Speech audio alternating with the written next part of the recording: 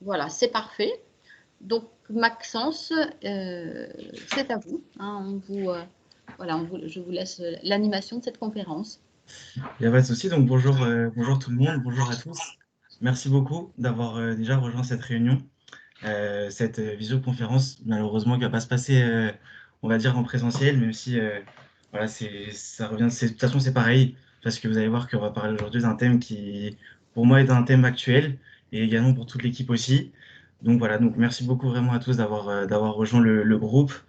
Donc, on va parler, en fait, le thème aujourd'hui, ça va être sur la finance verte, la finance responsable, voilà, dans sa globalité. Donc déjà, avant toute chose, j'invite vraiment tous les participants, pour ceux qui ont des questions au niveau de ce thème-là, en fait, de cette conférence, de les mettre dans le chat, puisque moi et le reste de mon équipe, on va en fait les regrouper en plusieurs questions que vous allez pouvoir poser justement à l'intervenant, qui sera du coup à la fin de la conférence. Donc aujourd'hui, nous sommes ravis d'accueillir Monsieur Polonna. Donc bonjour Monsieur Polonna. Merci beaucoup d'avoir accepté notre invitation aujourd'hui. Bonjour. Donc avant de rentrer dans le vif du sujet, je vais d'abord présenter également l'équipe qui tout au long de cette conférence va être à mes côtés aussi. Donc il y a Réginal qui est avec nous. Bonjour à tous. Il y a Fabiola aussi qui est avec nous. Bonjour. Et également Pierre. Bonjour à tous. Voilà, donc je remercie du coup aussi Madame Plathion pour la fameuse introduction que vous avez fait du coup sur cette finance verte. Donc avant d'entrer dans le sujet, Monsieur Ponna, est-ce que vous pouvez vous présenter, savoir voilà quel est votre parcours professionnel et la fonction surtout aujourd'hui que vous exercez, puisque pour ceux qui ne le savent pas, vous êtes chargé de mission du coup au Forum des investissements responsables. Donc voilà, est-ce que vous pouvez nous faire avant d'entrer dans le vif du sujet, vous présenter déjà tout d'abord? Ouais. Bonjour à toutes et à tous. Je suis très content d'être avec vous. J'aurais préféré qu'on se voit en vrai, mais bon, voilà, c'est dans l'air du temps, donc on va faire comme ça aujourd'hui. Je voulais remercier Réginal de m'avoir invité, m'avoir proposé de participer à cette séance avec vous. Pour la petite histoire, on s'est rencontré avec Ibrahim dans nos bureaux du FIR pour son mémoire dans ses études précédentes. Et on avait discuté un long moment sur le sujet qui va nous intéresser aujourd'hui. Donc, je suis très content de voir que c'est un sujet qui continue de l'intéresser et de vous intéresser. Et j'espère que ça vous donnera plein de billes pour la suite de vos études dans votre carrière. Donc, voilà, je suis très heureux. Du coup, moi, c'est Tianmin Polodna. Je travaille au Forum pour l'investissement responsable. En termes de parcours, moi j'ai fait un bac S et puis après j'ai fait une prépa, donc UCS, donc économique, commerciale et scientifique. J'ai intégré l'école de commerce Kedge Business School dans le programme Grande École. Donc après les 2 ans de prépa. Pendant cette école-là, la première année, c'est un parcours assez particulier parce que la première année, c'est du tronc commun et à vrai dire, en fait, il y avait plein de choses qui m'intéressaient pas. Enfin, c'était pas très, je trouvais pas ça très intéressant. Je trouvais beaucoup plus intéressant d'autres choses comme la vie associative où j'apprenais beaucoup plus de choses concrètes et au plus près des entreprises des partenaires. Et j'avais quand même, j'ai toujours eu cette conviction du développement durable, de la RSE. Et c'est un peu là-dessus que j'ai tourné ma 2e année où là, on choisit des cours. Donc voilà, j'ai fait des cours un peu variés. J'ai pas fait de parcours en particulier. J'ai pas du tout de background en finance ni en gestion d'actifs. Donc ça, c'est intéressant. Mais voilà, j'ai fait de la géopolitique, j'ai fait des choses sur les politiques européennes, j'ai fait des choses sur les relations internationales. Donc voilà, c'était un parcours assez particulier. Et puis, au cours de ma césure, où donc il y a 1 an de stage, j'ai fait un premier stage dans une agence de notation extra-financière. Donc, si vous connaissez un peu les agences de notation, Fitch, Moody's, en fait, moi, j'étais dans une agence qui note les entreprises sur tout sauf les aspects financiers. C'est le sujet dont on va parler aujourd'hui, les critères ESG. Donc, qui s'appelle Vigeo Eiris. Donc, j'aurai l'occasion de vous en parler. J'ai fait mon 2e stage au sein d'un grand groupe qui s'appelle Vivendi, donc, que vous connaissez moi, quand j'y étais, ils possédaient SFR, Universal Music, Activision, Blizzard. Donc voilà, c'est quand même Canal+ aussi, donc c'est quand même assez connu. Donc c'est une entreprise des médias. Et moi, j'étais dans la direction développement durable. Donc, je faisais tout ce qui était reporting extra-financier, mais je faisais aussi les relations avec les investisseurs. Et c'est là qu'on a vu qu'il y avait beaucoup de relations avec les investisseurs qui posaient des questions sur ces sujets de durabilité. J'ai fait ensuite un échange universitaire pour finir mes études. Donc, c'était à l'étranger, c'était à Istanbul. C'était super. Bon, je suis très triste pour vous de pas pouvoir vivre tout ça actuellement et pour tous les étudiants. Et puis j'ai fait un stage de fin d'études chez Novetic, qui est une filiale de la Caisse des dépôts, qui est en même temps un média sur le développement durable et l'investissement responsable, et en même temps, à l'époque, et toujours aujourd'hui, un centre de recherche sur la finance responsable. Donc, j'étais en charge d'étudier les fonds qui obtenaient à l'époque ce qui a précédé le label ISR dont on va parler tout à l'heure, qui était le label Novetic. Et en fait, j'ai trouvé mon emploi au FIR, donc le Forum pour l'investissement responsable. C'est mon premier emploi, en fait. Et pour la petite histoire, j'ai galéré pendant plus d'un an pour trouver de l'emploi. Donc, j'ai fait de l'usine en attendant. Donc, c'était vraiment une période assez particulière. Et voilà, c'était une création de poste. Et donc, je travaille au FIR depuis avril 2015. Donc, ça va faire la 6e année, là. Donc, ça commence à faire un petit moment. Et ce qui était intéressant, c'est que j'étais déjà très opérationnel parce que je connaissais bien le milieu et les acteurs. Et donc, voilà, ça fait maintenant bientôt 6 ans que je travaille au Forum pour l'investissement responsable. D'accord. Ok. Et du coup, la fonction que vous occupez actuellement? Ouais, alors, j'ai un titre de chargé de mission, mais en fait, quand vous connaissez la structure, il y a 2 salariés en fait dans l'association. Donc, il y a le délégué général et il y a moi. Donc, ça, c'est intéressant aussi. Et globalement, en fait, mes tâches, ça va de. En fait, il y a beaucoup de coordination. On a plein de groupes de travail. On travaille avec plein de gens différents, avec tous nos membres. Et donc ça, c'est plutôt l'essentiel de notre activité. Après, on a plein d'activités que je vais vous détailler tout à l'heure, mais du coup, mes tâches, ça va d'aller acheter du PQ à organiser des événements avec des ministres ou des députés. Donc c'est vrai que c'est très large et c'est très intéressant parce que je vois plein de choses, je rencontre plein de gens et on fait un peu de l'artisanat, mais c'est aussi ce qui fait qu'on est très efficace parce qu'on est 2 et qu'on travaille avec des prestataires. Et donc ça fait un peu la particularité de l'association et notre efficacité. Et vous avez des partenaires ou pas? L'association a des partenaires aujourd'hui? Ouais, alors du coup, l'association, en fait, on est une association de loi 1901, donc on est une organisation à but non lucratif.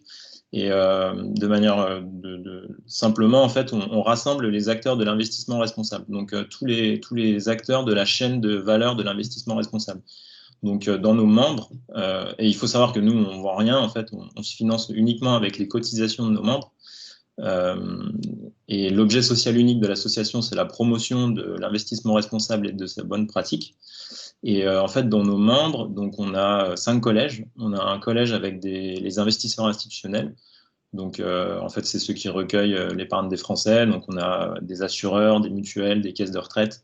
Donc, par exemple, on a la Caisse des dépôts, on a AG2R La Mondiale, Humanis. On a des régimes de retraite comme la Préfonds, des régimes de retraite publics comme l'ERAF, l'IRCANTEC. Donc, ça, c'est la fonction publique. On a un deuxième collège qui est le plus important, c'est celui des sociétés de gestion. Donc là, globalement, en fait, c'est ceux qui produisent les produits, les fonds responsables. Donc ça va de vraiment les très gros comme Amundi, Ostrom, BNP Paribas Asset Management, à des tout petits comme la financière responsable qui gère, Amundi, il gère 1700 milliards d'euros d'actifs. Et Fitrust, par exemple, il gère 70 millions d'euros d'actifs. Donc, on a vraiment un gros éventail d'acteurs. Et ça, c'est un collège où aujourd'hui, on est plus de 30. Et c'est vraiment les acteurs de la place de Paris, quoi, globalement, qui font de l'investissement responsable. On a un troisième collège qu'on appelle Conseil et Recherche. Donc, historiquement, c'était celui où il y avait les agences de notation comme Vigeo Eiris, Sustainalytics, Etifinance, qui est spécialisée sur les valeurs de petite et moyenne capitalisation. On a des cabinets de conseil qui sont actifs sur le domaine de la finance responsable. On a aussi des écoles, donc par exemple mon école, Catch Business School ou Rennes School of Business, où il y a des chaires de recherche aussi qui sont membres. Donc voilà, ça c'est un collège assez fourni aussi où il y a pas mal de monde. On a un quatrième collège qui fait vraiment la particularité de notre association, c'est que c'est un collège société civile. Donc en fait là, il y a des associations, il y a des ONG, et il y a des syndicats. Donc, par exemple, en syndicat, on a la CFDT, on a le comité intersyndical pour l'épargne salariale. Donc ça, je vous expliquerai un peu plus tard ce que c'est.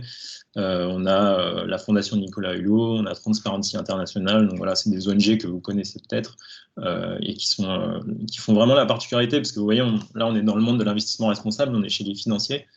Et la particularité, c'est que nous, on est aussi un endroit où il y a le dialogue qui se fait avec des ONG comme ça qui parfois sont un peu plus activistes et militantes. Et donc, c'est pour ça que c'est intéressant.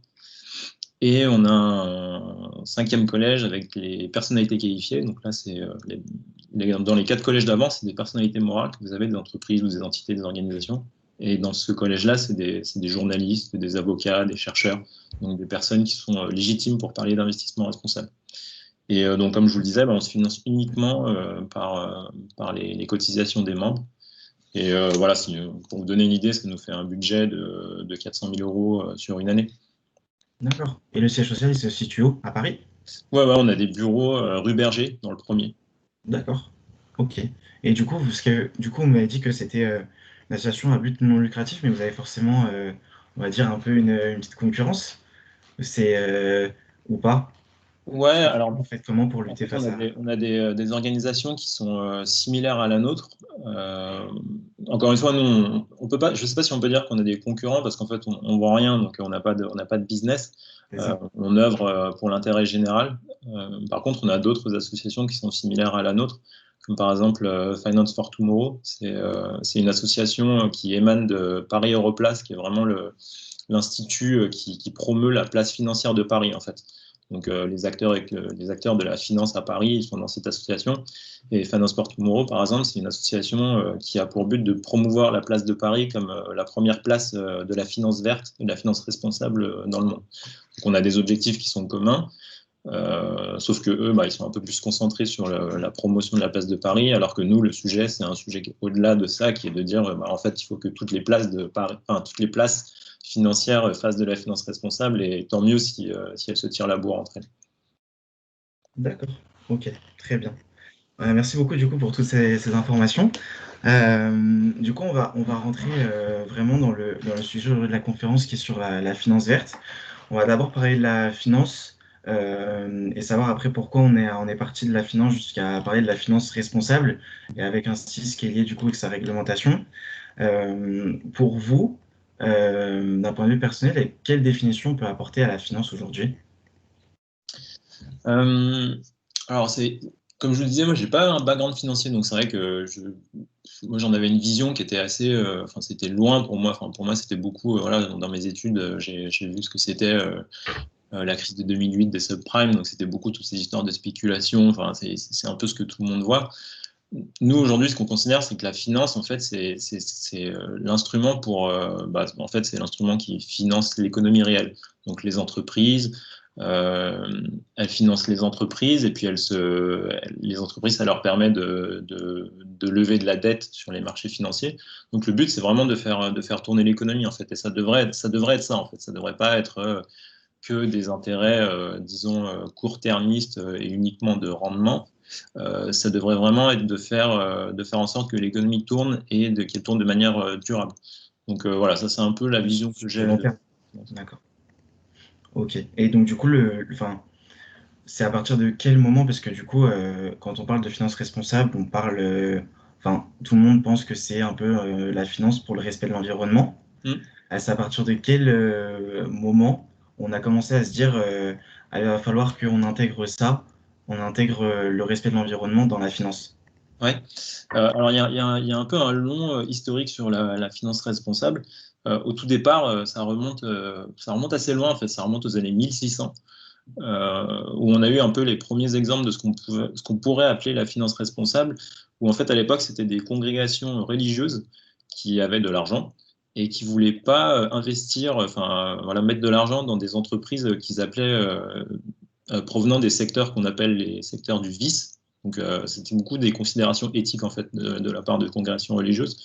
Et donc par exemple c'était tout ce qui était jeu d'argent, tabac, tout ce qui était l'armée, des choses comme ça. Donc au départ, c'était vraiment c'était ce qu'on appelait de l'exclusion en fait. Ça veut dire qu'ils ne voulaient pas investir dans des entreprises, ils ne voulaient pas financer des entreprises qui étaient dans des secteurs du vice. Donc ça c'est un peu le premier, c'est un peu dans l'histoire, c'est comme ça. Au début du siècle, il a commencé à avoir ce qu'on appelait un peu plus de l'activisme. Ça veut dire qu'en gros, on a ajouté à cette exclusion un peu éthique tout ce qui était l'activisme. C'est-à-dire que toutes les entreprises qui avaient des pratiques controversées, qui faisaient du mal à la société, au monde, ont commencé à être un peu exclues de certains types d'investissements. Donc, si, par exemple, il y a eu toutes les entreprises qui avaient un peu contribué à la crise, par exemple, en 1929, au krach boursier de 1929. Et puis après, par la suite, dans les années 70, par exemple, ça venait des États-Unis, mais c'est par exemple, on n'investissait pas dans les entreprises qui tiraient profit de la guerre du Vietnam, par exemple. Et un peu plus tard, en Afrique du Sud, on n'investissait pas dans les entreprises qui gagnaient de l'argent sur l'apartheid. Et donc, voilà, ça c'était un peu ce qu'on appelle de l'exclusion, en fait, c'est ne pas investir dans des entreprises qui ont un impact négatif. Et puis après, en fait, ça a commencé à venir en 1987, du coup, c'est dans les années 80, mais il y a eu cette notion de développement durable qui a commencé à vraiment émerger et à monter en puissance. Et donc, dans le sens où on se disait, on voit bien qu'il y a des changements importants sur la planète, il y a une démographie qui explose, il y a des ressources qui commencent à manquer, les premiers effets du changement climatique étaient visibles. Et donc, il y avait cette notion de développement durable qui commençait à émerger. Et en fait, c'est à partir de là qu'on a commencé à se dire, les investisseurs, en fait, la finance et l'investissement ont toujours eu ce regard un peu en disant nous on est là pour faire de l'argent, de la rentabilité, pour donner des dividendes à nos actionnaires. Sauf que la vérité, c'est qu'un investisseur, quand il est actionnaire, il investit dans l'entreprise, donc il possède l'entreprise et en fait il a un peu une espèce de responsabilité par rapport à ce que l'entreprise fait. Bon, ça c'est des concepts qui montent de plus en plus, mais en disant en fait la finance ne pouvait pas rester comme ça et ne pouvait pas ne pas contribuer en fait à ce développement durable, à atténuer en fait les conséquences de ce qui se passait sur Terre, les conséquences humaines, des actions humaines. Et donc ça a commencé un peu comme ça, en disant aujourd'hui la finance doit jouer ce rôle et de plus en plus jouer ce rôle de finance responsable. Et donc voilà, on parlera sûrement un peu plus en détail de la suite. Et aujourd'hui, est-ce que on peut y associer des chiffres ou pas avec cette finance? Ouais, alors je vous retrouve les chiffres. En fait, il y a plusieurs choses. C'est que je ne sais pas s'il y a un moment où on aura un peu de définition de l'investissement responsable et des différentes composantes de l'investissement responsable. Mais aujourd'hui, si on parle d'ISR, donc le sujet où moi je suis vraiment le spécialiste, on va dire, sur le sujet. L'ISR aujourd'hui, alors attendez, je retrouve le chiffre, parce qu'il y a vraiment plein de chiffres en ce moment, c'est ça qui est problématique.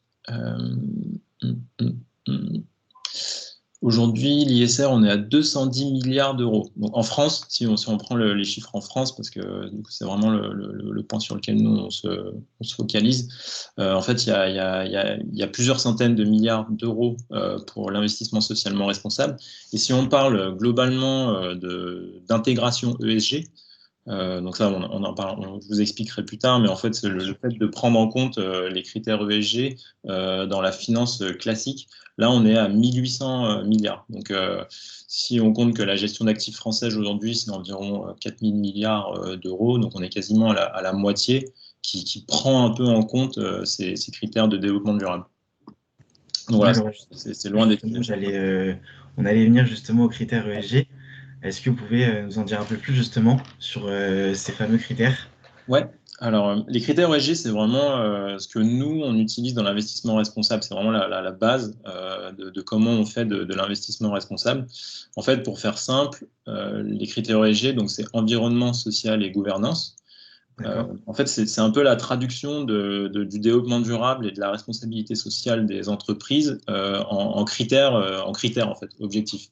Donc, si je vous prends des exemples, quand on regarde une entreprise et qu'on regarde les critères ESG d'une entreprise, et ben dans l'environnement, vous allez avoir des choses comme les consommations d'électricité, la production de déchets, le taux de recyclage des déchets. Voilà, c'est vraiment des critères, le taux d'émission de gaz à effet de serre, le taux d'émission de CO2. Donc voilà, c'est des critères vraiment concrets sur l'environnement, l'impact environnemental des entreprises.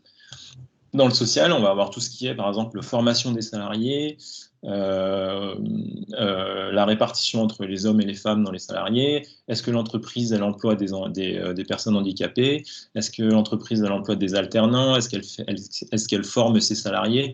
Ça peut aussi être des choses comme le taux d'accident mortels dans les usines. Donc voilà, c'est tout ce qui concerne un peu les données sur les hommes et les données sociales. Et puis la gouvernance, c'est ce qui va concerner un peu les organes de direction. Où là, on va regarder, par exemple, les rémunérations des dirigeants, est-ce qu'il y a des rémunérations excessives ou pas. On va regarder la composition des conseils d'administration. Est-ce que chaque membre du conseil d'administration est indépendant?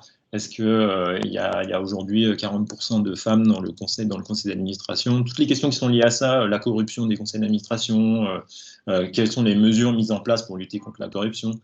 Ça peut aussi être des questions de fiscalité, quelles sont les politiques fiscales de l'entreprise.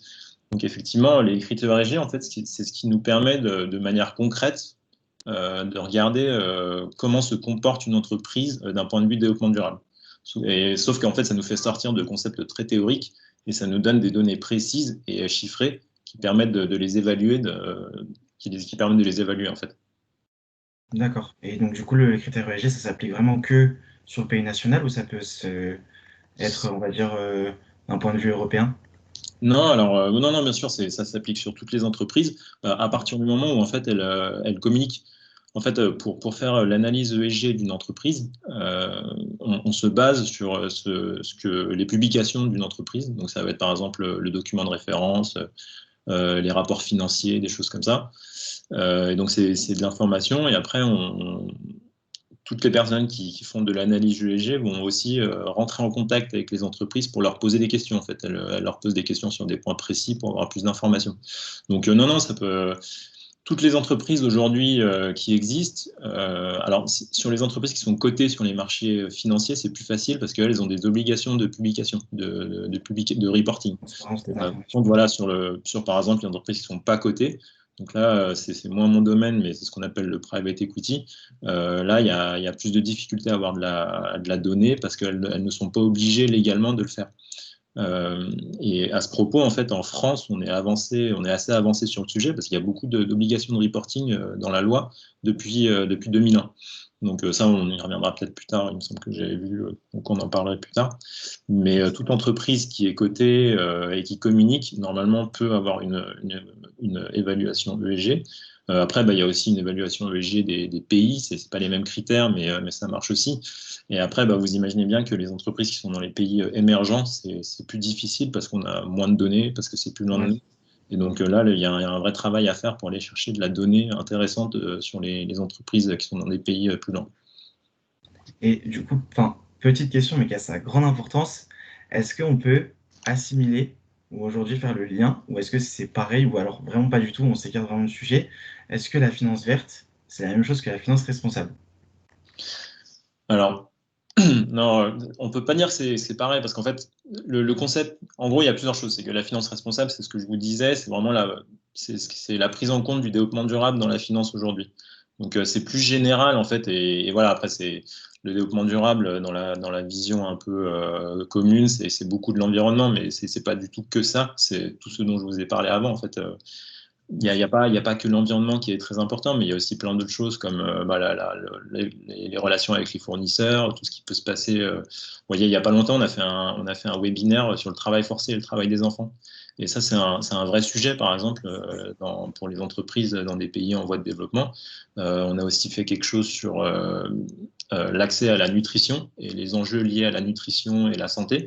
Donc, vous voyez que ça, c'est pas seulement des enjeux écologiques ou environnementaux, même si tout est lié, en fait.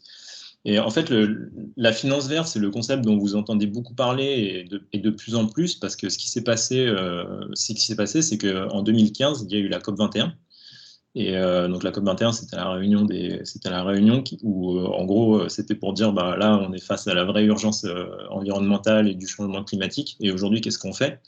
Et en fait, à partir de ce moment-là, et nous, on l'a observé, il y a eu il y a eu un vrai changement en fait, chez les acteurs financiers où en gros la prise de conscience de l'urgence climatique a été réelle et où en fait de plus en plus c'était plus possible pour un investisseur de ne pas en prendre en compte le changement climatique dans ses investissements.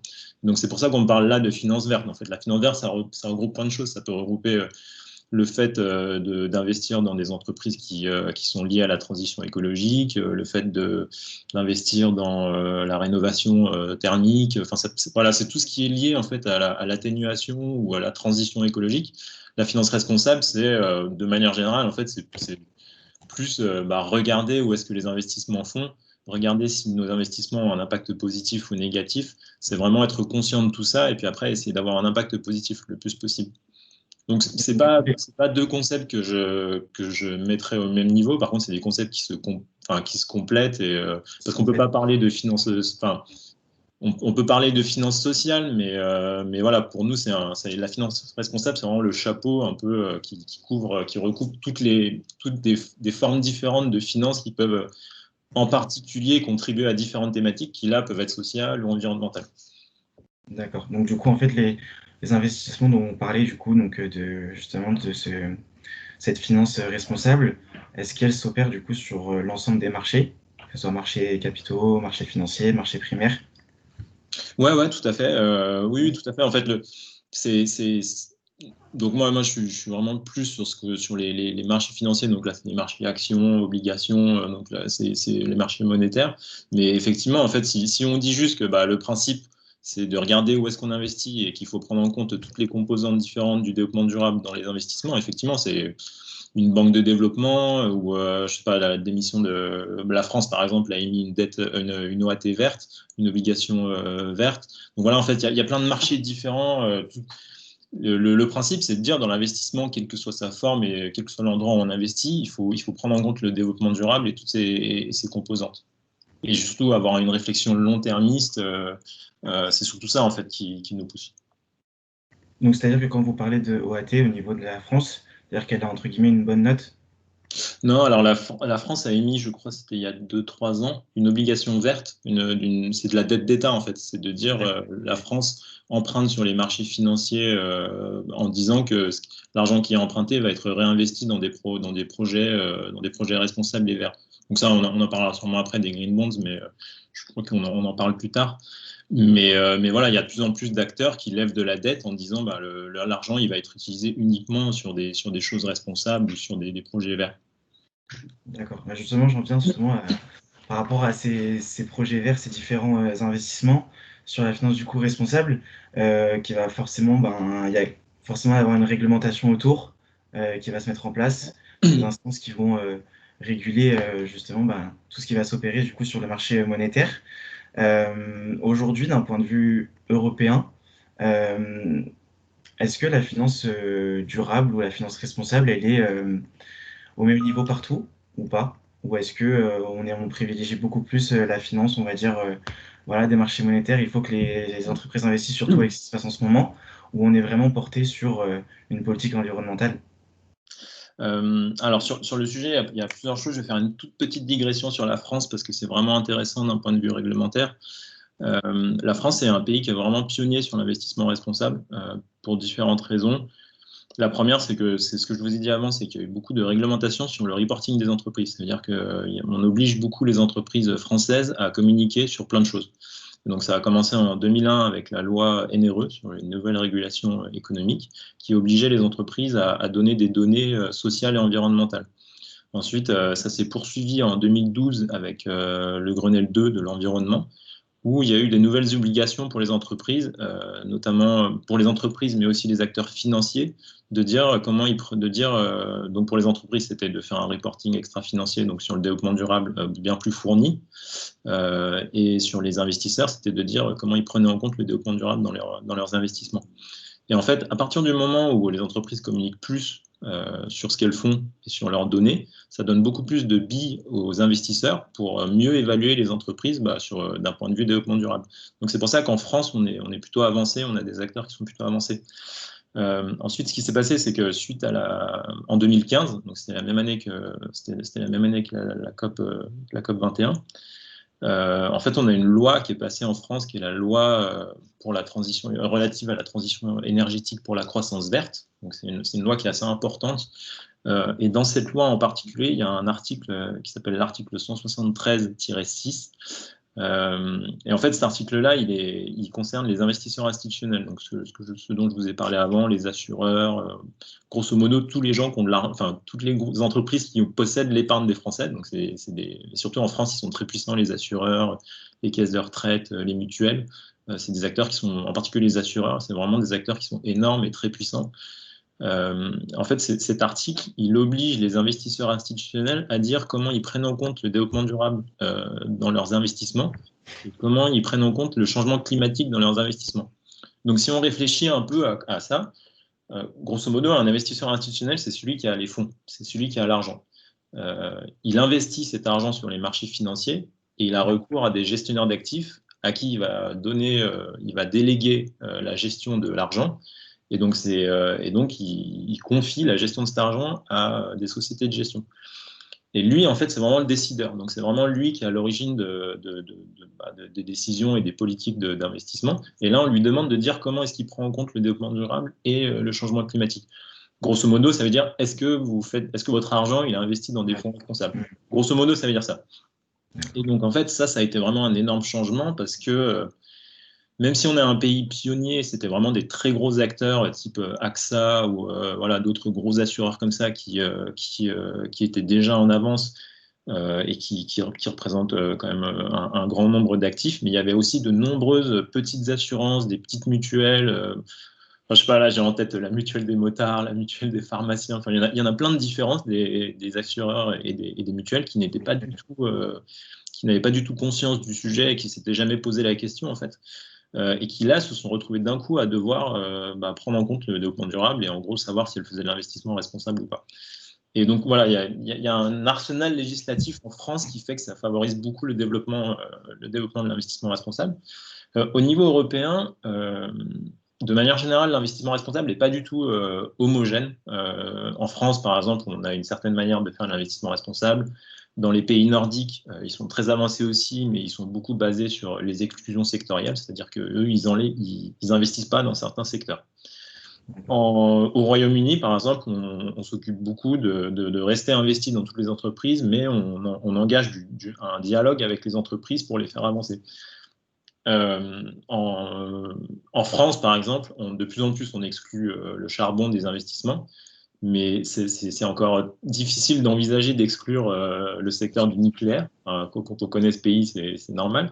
Alors que, par exemple, en Allemagne, le nucléaire, il est exclu de tous les investissements. Enfin, dans l'investissement responsable, le nucléaire, c'est même pas envisagé. Donc voilà, il y a plein de manières différentes de le faire. Ensuite, si on en vient à la réglementation, en gros, ce qui s'est passé, c'est que suite à cette COP21, il y a vraiment eu une prise de conscience généralisée, mais aussi politique, parce que tous les politiques se sont saisis du sujet. On se souvient de toutes ces images de dirigeants politiques qui étaient là à Paris pour signer les accords. Et donc, ce qui s'est passé, c'est qu'il y a eu, suite à cette COP21, il y a eu un groupe d'experts de l'investissement responsable qui a été constitué au niveau européen, avec des Français, des Néerlandais, des Allemands, etc. Et en fait, ils étaient chargés de travailler un plan en fait, d'action pour l'Europe et la Commission européenne sur la finance responsable. Donc voilà, c'est quelque chose de vraiment quand même assez important. Et ça a abouti début 2018 à la publication en fait, d'un plan d'action sur la finance durable pour l'Europe. Donc ça, c'est vraiment important parce que là, c'est vraiment un projet de législation qui est allé très vite en Europe. Et donc là, ça a abouti sur plusieurs choses. C'était par exemple la taxonomie des actifs verts, dont vous avez peut-être entendu parler, qui était en gros, la mission, c'était un peu de définir qu'est-ce qu'un actif vert, donc qu'est-ce qu'une activité verte. Et en gros, dans une optique de dire on veut développer l'investissement responsable, c'est vrai que les investisseurs, ils ont besoin de savoir est-ce qu'une entreprise elle a une activité verte ou pas. Et donc ça, c'est vrai que c'était par exemple un des développements importants qu'il y avait au niveau de la Commission européenne. Il y avait une autre chose, c'était de produire des indices boursiers qui sont bas carbone. Donc, ou alignés avec les accords de Paris. Donc ça, c'est vrai qu'aujourd'hui, si vous suivez un peu, vous savez que tout ce qui est ETF, fonds indiciels sont de plus en plus prisés parce que y a des frais de gestion qui sont bas. Enfin, il y a des choses comme ça. Je pense que à terme, vous commencerez à vous occuper de ce genre de produits.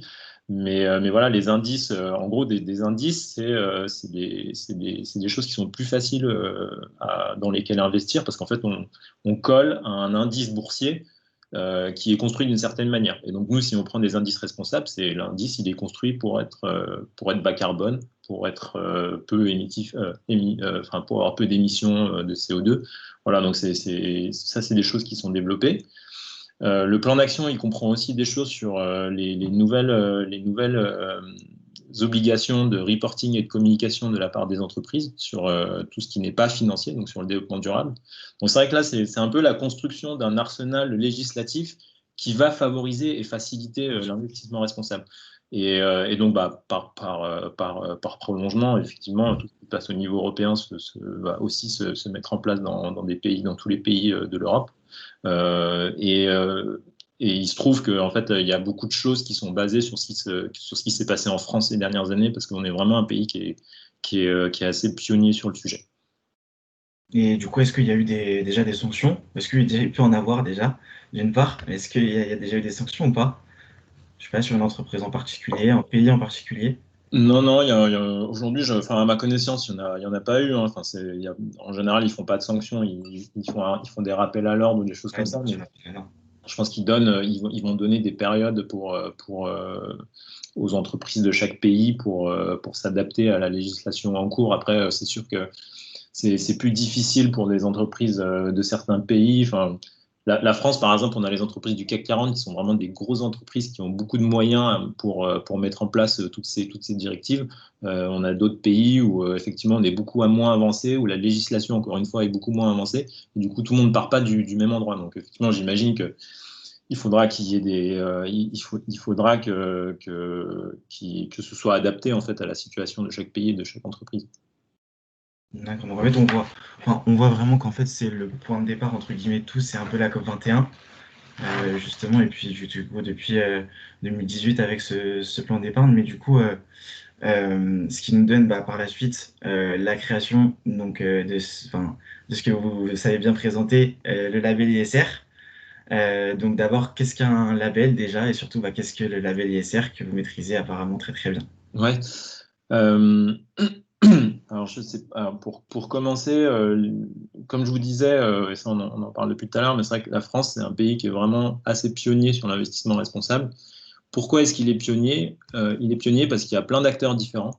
Donc, c'est les sociétés de gestion dont je vous parlais dans notre collège sociétés de gestion qui sont nombreuses et qui se tirent la bourre. En fait, elles se tirent la bourre en matière d'innovation, en matière de méthodologie de gestion responsable.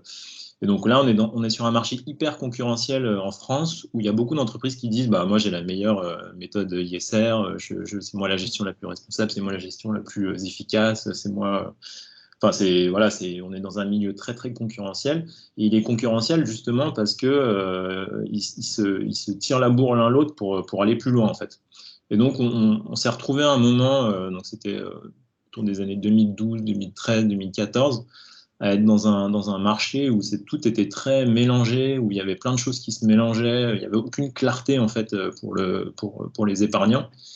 Et aussi parce que, comme je vous le disais, l'investissement responsable en France a été très poussé par les gros investisseurs, donc les assureurs, des choses comme ça, et pas du tout en fait, il n'est pas du tout porté par les particuliers. En fait, aujourd'hui, si on regarde sur les chiffres de l'ISR, il y a à peu près 80% de l'ISR qui est investi par des grands investisseurs, et il y a à peu près et donc le reste qui est investi par des particuliers. Sachant qu'en France, l'épargne est très importante. C'est pas normal en fait qu'il y ait aussi peu d'épargne qui soit aujourd'hui responsable. C'est-à-dire qu'il y a un vrai là, il y a un vrai manque, il y a un vrai décalage qu'il faut identifier. Et donc, en fait, ce qui s'est passé, c'est que les ministères en fait, de l'économie et des finances et le ministère de l'écologie a dit qu'en gros, il fallait absolument donner de la clarté aux particuliers et aux épargnants. Et donc c'est là qu'en fait, l'idée d'un label est née. Donc, les labels, vous savez à peu près ce que c'est, hein, vous en connaissez. Vous connaissez le label bio, vous connaissez le label rouge. Voilà, un label, c'est vraiment un repère, c'est une garantie. C'est quelque chose pour rassurer le consommateur et pour lui dire, quand vous allez prendre un produit qui a ce label-là, vous avez plein de garanties en fait. Vous pouvez être rassuré sur le fait qu'il y a certaines qualités, qu'il a passé certains contrôles, qu'il est transparent, enfin, plein de choses. D'accord. Et donc le label ISR, donc il est un peu il est un peu parti de là, en disant il faut qu'on réunisse les acteurs financiers, donc tous les acteurs qui se tirent la bourre. Il y avait aussi le ministère de l'écologie, il y avait le ministère des Finances. Et donc, ça a abouti à la création de ce label. Donc, il a été annoncé en 2015, dans une de nos conférences d'ailleurs. Et les premiers fonds labellisés l'ont été en septembre 2016. Donc, j'ai quelques chiffres sur le succès du label, parce que c'est assez important, de regarder comment ça s'est passé depuis. Donc, fin 2016, on avait 66 fonds labellisés. Fin 2017, on en avait 122. Fin 2018, on en avait 188. Fin 2019, on avait 376. Donc, c'est vrai que c'est vraiment en 2019 que ça a commencé à exploser. Et puis aujourd'hui, on en a plus de 550. Et sachant que ça, c'est des fonds ISR. Et des fonds ISR, aujourd'hui, sur le marché, il y en a environ 700. Donc voilà, on est vraiment sur un gros taux de labellisation. Donc voilà, c'est un label qui est vraiment en train de monter. Je ne sais pas si vous avez des questions un peu plus précises pour un peu structurer l'explication du label ou les questions. Surtout comment ils ont été créés, en fait, comment ils sont créés, du coup. Ouais. Donc, pour expliquer un peu le label, en fait, il y a plusieurs choses dans le label. Donc, le propriétaire du label, c'est le ministère des Finances, c'est la DG Trésor, grosso modo. Les acteurs du label, il y a un comité du label, donc qui est constitué d'acteurs de la société civile, d'investisseurs, enfin de différentes personnes. Donc, le rôle du comité du label, c'est de donner les orientations du label et de proposer des évolutions du cahier des charges. En fait, pour obtenir le label ISR, un fonds doit répondre à un cahier des charges. Donc, il y a plein de critères d'éligibilité, il y a plein de critères, de choses auxquelles il doit répondre. Il y a un comité scientifique qui est composé de chercheurs académiques, qui lui est garant de la solidité et de la crédibilité du label. Il y a un comité de promotion. Nous, on en fait partie au Forum pour l'investissement responsable. On en fait partie avec l'AFG, l'Association française de la gestion financière, et l'ASPIM, qui est un peu notre équivalent pour les investissements immobiliers. Et donc, le rôle du comité de promotion, c'est de faire la promotion du label ISR, en fait, c'est de faire de la communication au grand public, c'est de viser le grand public, mais aussi les autres acteurs, type les conseillers de gestion en patrimoine, les conseillers financiers, voilà, tous les publics qui peuvent être touchés, en fait, au niveau grand public. Et puis après, il y a 3 auditeurs.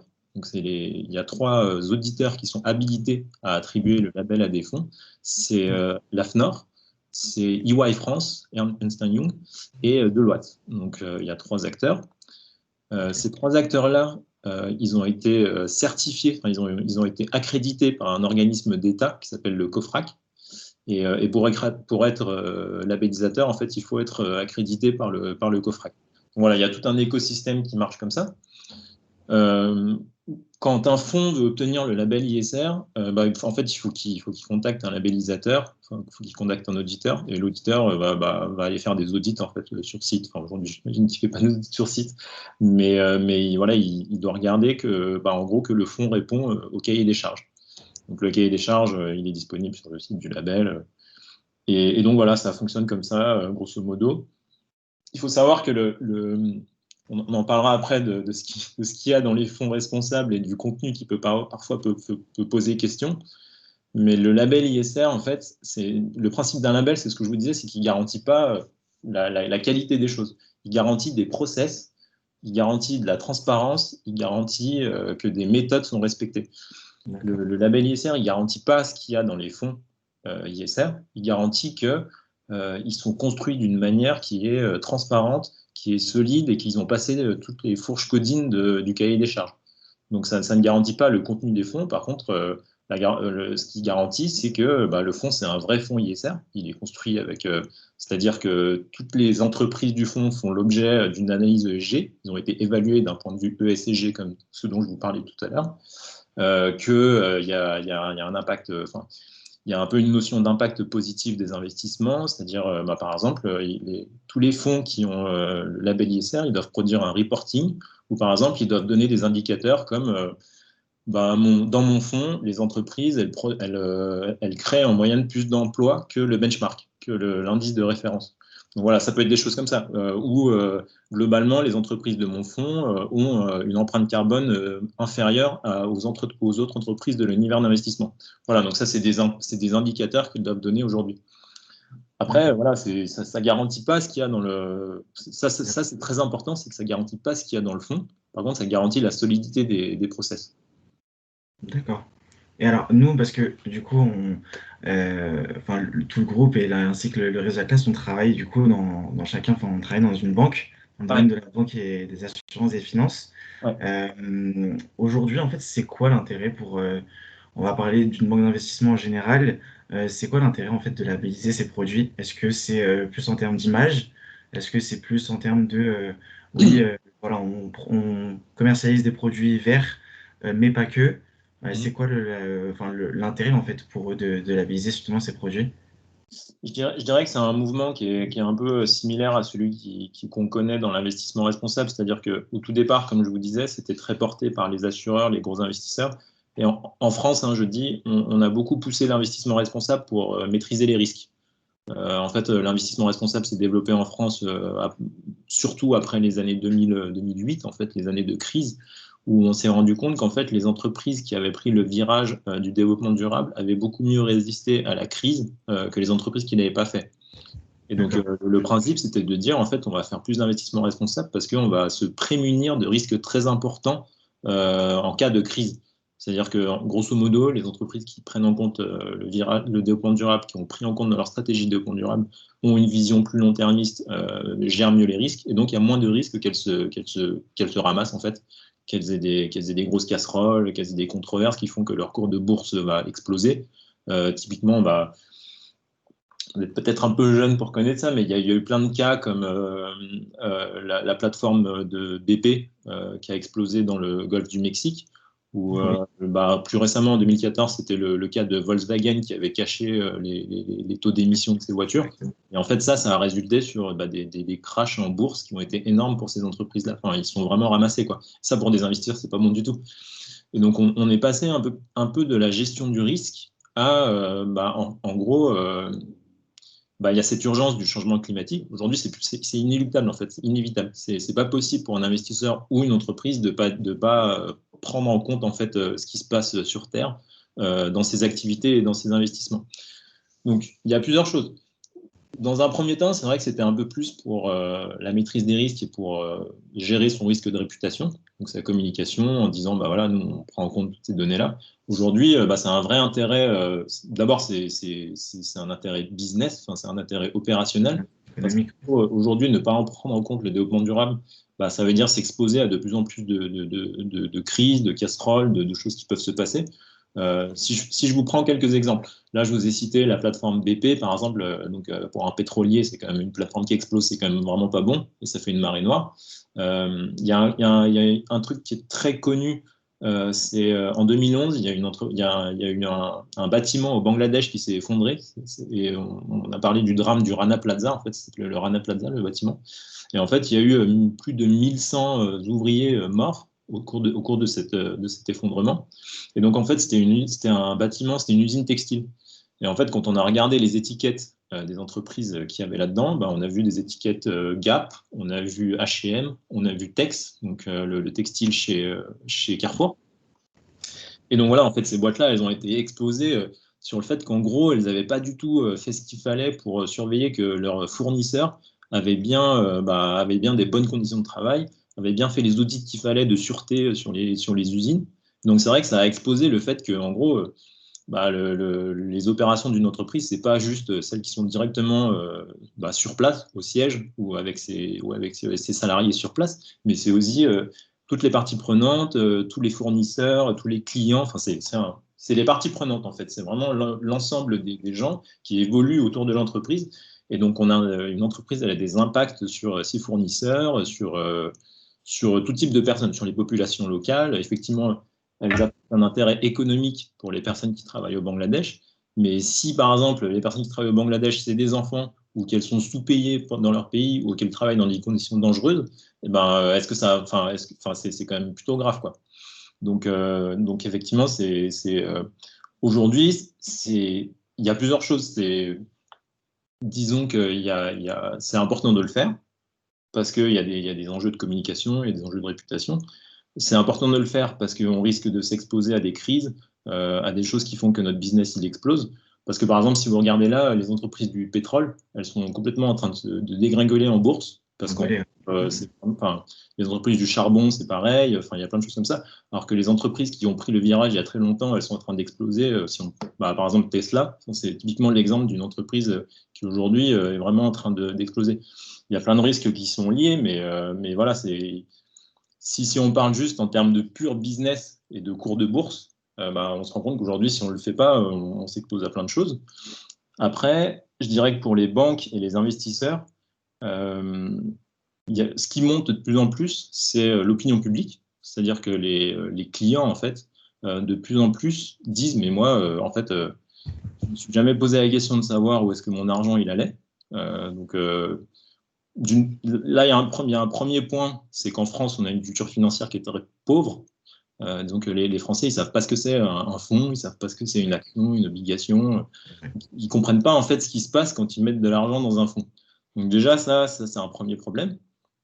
Mais ensuite, à partir du moment où ils se posent la question, ils se disent mais moi, mon argent, il sert à quoi? Et donc là, ils ont envie de savoir en fait si leur argent, il finance des choses qu'ils aiment pas. Ils ont envie de savoir si leur argent, il finance des activités positives ou négatives. Et donc ça, tous les investisseurs sont de plus en plus questionnés là-dessus par leurs clients et leurs bénéficiaires finaux. Et donc ça, il y a cette voie aussi qui monte de plus en plus. Je ne sais pas si vous avez vu passer l'info cette semaine qu'il y a eu une activiste qui a obtenu la plus haute distinction environnementale. Et en fait, c'est une personne qu'on connaît bien au forum. C'est une personne qui challenge toutes les entreprises, tous les investisseurs sur les investissements dans le charbon et aujourd'hui dans le pétrole. Et en fait, elle a vraiment poussé pour dire aujourd'hui, les investisseurs ils ne peuvent plus investir dans le charbon parce que ça contribue au changement climatique qu'on connaît beaucoup.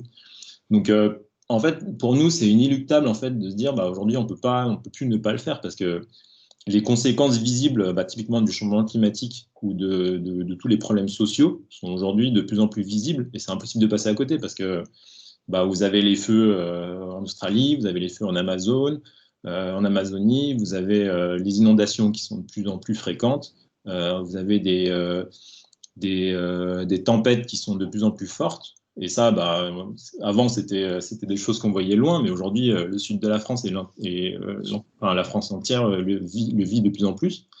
Et juste imaginez, vous êtes un assureur, vous êtes AXA, et vous vous retrouvez dans un monde où de plus en plus, en fait, il y a de plus en plus d'inondations et de tempêtes.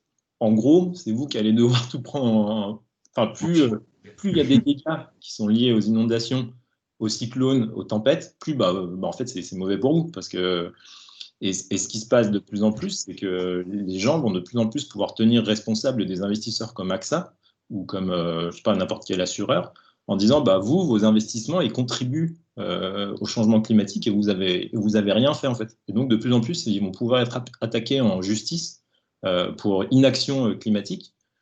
Donc voilà, il y a un mélange entre aujourd'hui vous allez être responsable de ça et ensuite ça va pas être bon du tout pour votre business de pas le faire. Donc voilà, c'est quelque chose qui est vraiment en train de monter. Ouais.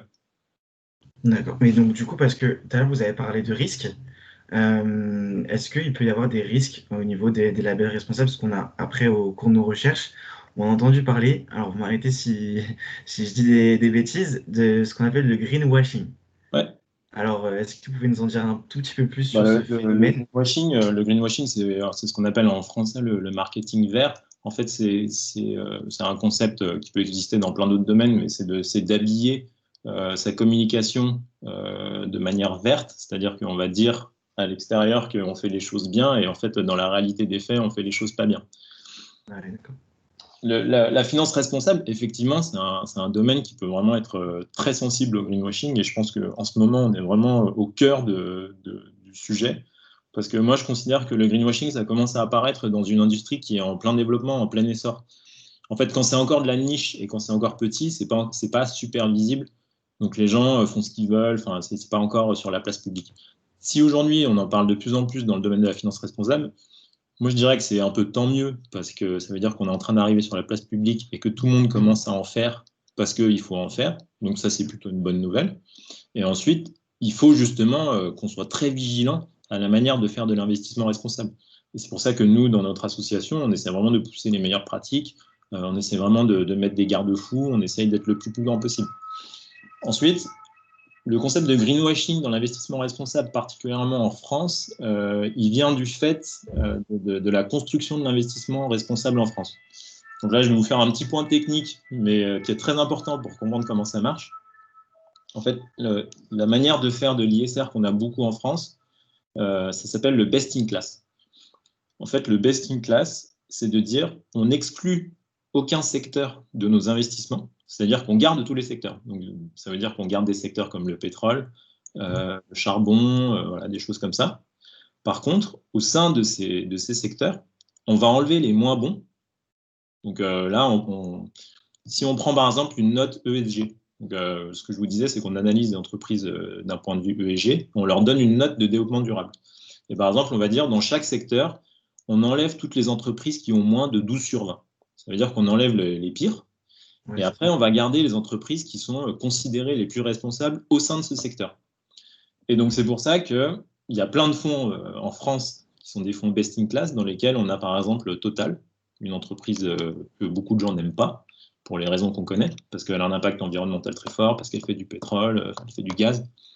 Et en fait, il se trouve que dans le domaine, dans le secteur du pétrole, bah, c'est une entreprise qui est beaucoup plus avancée en termes de responsabilité sociale que d'autres entreprises, comme par exemple américaines, comme Chevron ou Exxon, qui, elles, sont vraiment très en retard sur ces thématiques-là et qui ont vraiment plein de casseroles.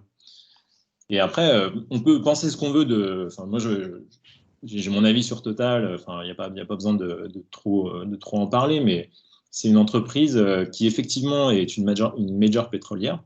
Mais moi, je sais que, par exemple, elle est très bien notée d'un point de vue social. Les gens qui travaillent chez Total sont très bien, ont des très bonnes conditions de travail. La gouvernance est très solide. Il y a plein de choses qui sont très bien faites chez eux. Ensuite, ils commencent à prendre le virage de la transition énergétique, c'est-à-dire qu'ils font beaucoup d'investissements dans les énergies renouvelables. Ça reste pas assez, et nous, on les challenge tout le temps, mais ils prennent ce virage de la transition énergétique. Et en fait, le principe de dire... en gros, c'est pour ça, c'est que d'un point de vue développement durable, elles sont mieux notées que d'autres entreprises de leur secteur, et du coup, on les retrouve dans des fonds responsables. Et en fait, ça, c'est la réalité de l'investissement responsable en France. Il y a plein de fonds dans lesquels vous allez avoir des entreprises que les gens n'aiment pas, qui considèrent... mais il se trouve qu'elles sont meilleures que d'autres entreprises de leur secteur. Alors ça, c'est questionnable. On peut en parler après si vous voulez. Ça pose question parce que moi, si je suis un épargnant, je dis mais voilà, là, je vais investir mon argent dans un fonds responsable, je suis super content. Et après, je reçois l'inventaire du fonds, je regarde les lignes et je fais putain, il y a, je sais pas, il y a Total, il y a Amazon. Enfin, il y a des boîtes qui sont hyper controversées. Et là, je fais mais c'est quoi? Enfin, c'est quoi ce... C'est pas normal. Enfin, je veux de l'investissement responsable et là, j'ai des boîtes qui sont pas normales. Et la réalité, c'est que souvent, votre conseiller financier devant vous, en fait, il y comprend rien. Il peut pas vous expliquer l'investissement responsable. Et du coup, il est là, je sais pas. Et du coup, je vais plus jamais parler d'investissement responsable parce que j'ai trop peur de m'en prendre plein la tête quand j'en parle. Donc ça, c'est la réalité de l'investissement responsable en France aujourd'hui. Et c'est pour ça qu'il y a plein de critiques et de controverses là-dessus. Nous, le Best in Class, on a un avis qui est celui qui est, c'est qu'en gros, le principe du best in class, c'était de dire on n'enlève aucun secteur parce qu'on veut se garder de la rentabilité. On ne veut pas s'enlever des secteurs qui potentiellement ont beaucoup de rentabilité, type le tabac, l'armement, l'armement c'est Dassault, le pétrole c'est Total, c'est quand même des gros fleurons de l'industrie française. qui marche bien, et on ne peut pas s'enlever certaines entreprises qui ont cette rentabilité. Donc effectivement, ça pose question. Après, dans les méthodes pour faire de l'ISR, il y a plein de choses qui peuvent être plus ou moins satisfaisantes pour les épargnants. On peut en parler si vous voulez, mais il y a plein de manières de faire de l'ISR qui peuvent être de l'investissement responsable, qui peuvent être satisfaisantes pour les épargnants. Mais il se trouve qu'en France, la manière qui est la plus répandue, c'est celle qui peut potentiellement poser le plus de problèmes. Voilà. Ok. Mais parce qu'en fait, oui, c'est ça. Parce qu'en fait, moi, j'aime beaucoup l'application, je pense que vous la connaissez, le Yuka, l'application Yuka. Alors, ça existe du coup aujourd'hui pour les aliments. Ouais. Pour ceux qui ne connaissent pas le concept, en fait, il faut juste à scanner le code barre en fait, du produit. Et ensuite, on a une sorte de panel d'informations pour savoir si l'aliment est bon ou pas bon pour notre organisme ou pas. Est-ce que du coup, il en existe un, Yuka, de la finance verte en général ou pas? Ouais, alors aujourd'hui, en fait, l'investissement responsable, comme je vous disais, c'est vraiment un truc qui est vraiment en train d'exploser. Et nous, ce qu'on observe, c'est qu'il y a de plus en plus d'acteurs, notamment de banques en ligne, qui sont en train de naître et qui disent, bah, nous, en fait, voilà, on ne veut plus faire que de l'investissement responsable. Donc, on n'a que des fonds responsables, on n'a que des fonds ISR. Il y a de plus en plus de gens qui disent, bah, reprenez le contrôle de votre épargne, regardez où votre épargne va. Enfin, quand on regarde les sondages, il y a plein de trucs, genre, moi j'ai l'impression que les banques elles font n'importe quoi avec mon argent, j'ai plus aucun contrôle dessus, et donc c'est pour ça que,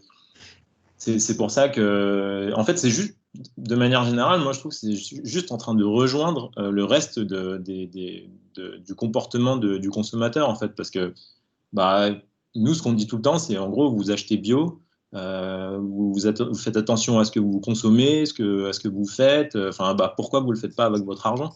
Et ça rejoint un peu le fait qu'il n'y a pas de culture financière en France, parce que les gens, ils ont de l'argent, mais en fait, ils ne savent pas ce qui se passe avec, ils ne savent pas comment ça se passe. Et nous, on dit, bah, réfléchissez à quel impact votre argent il a, réfléchissez à ce que vous voulez faire avec votre argent.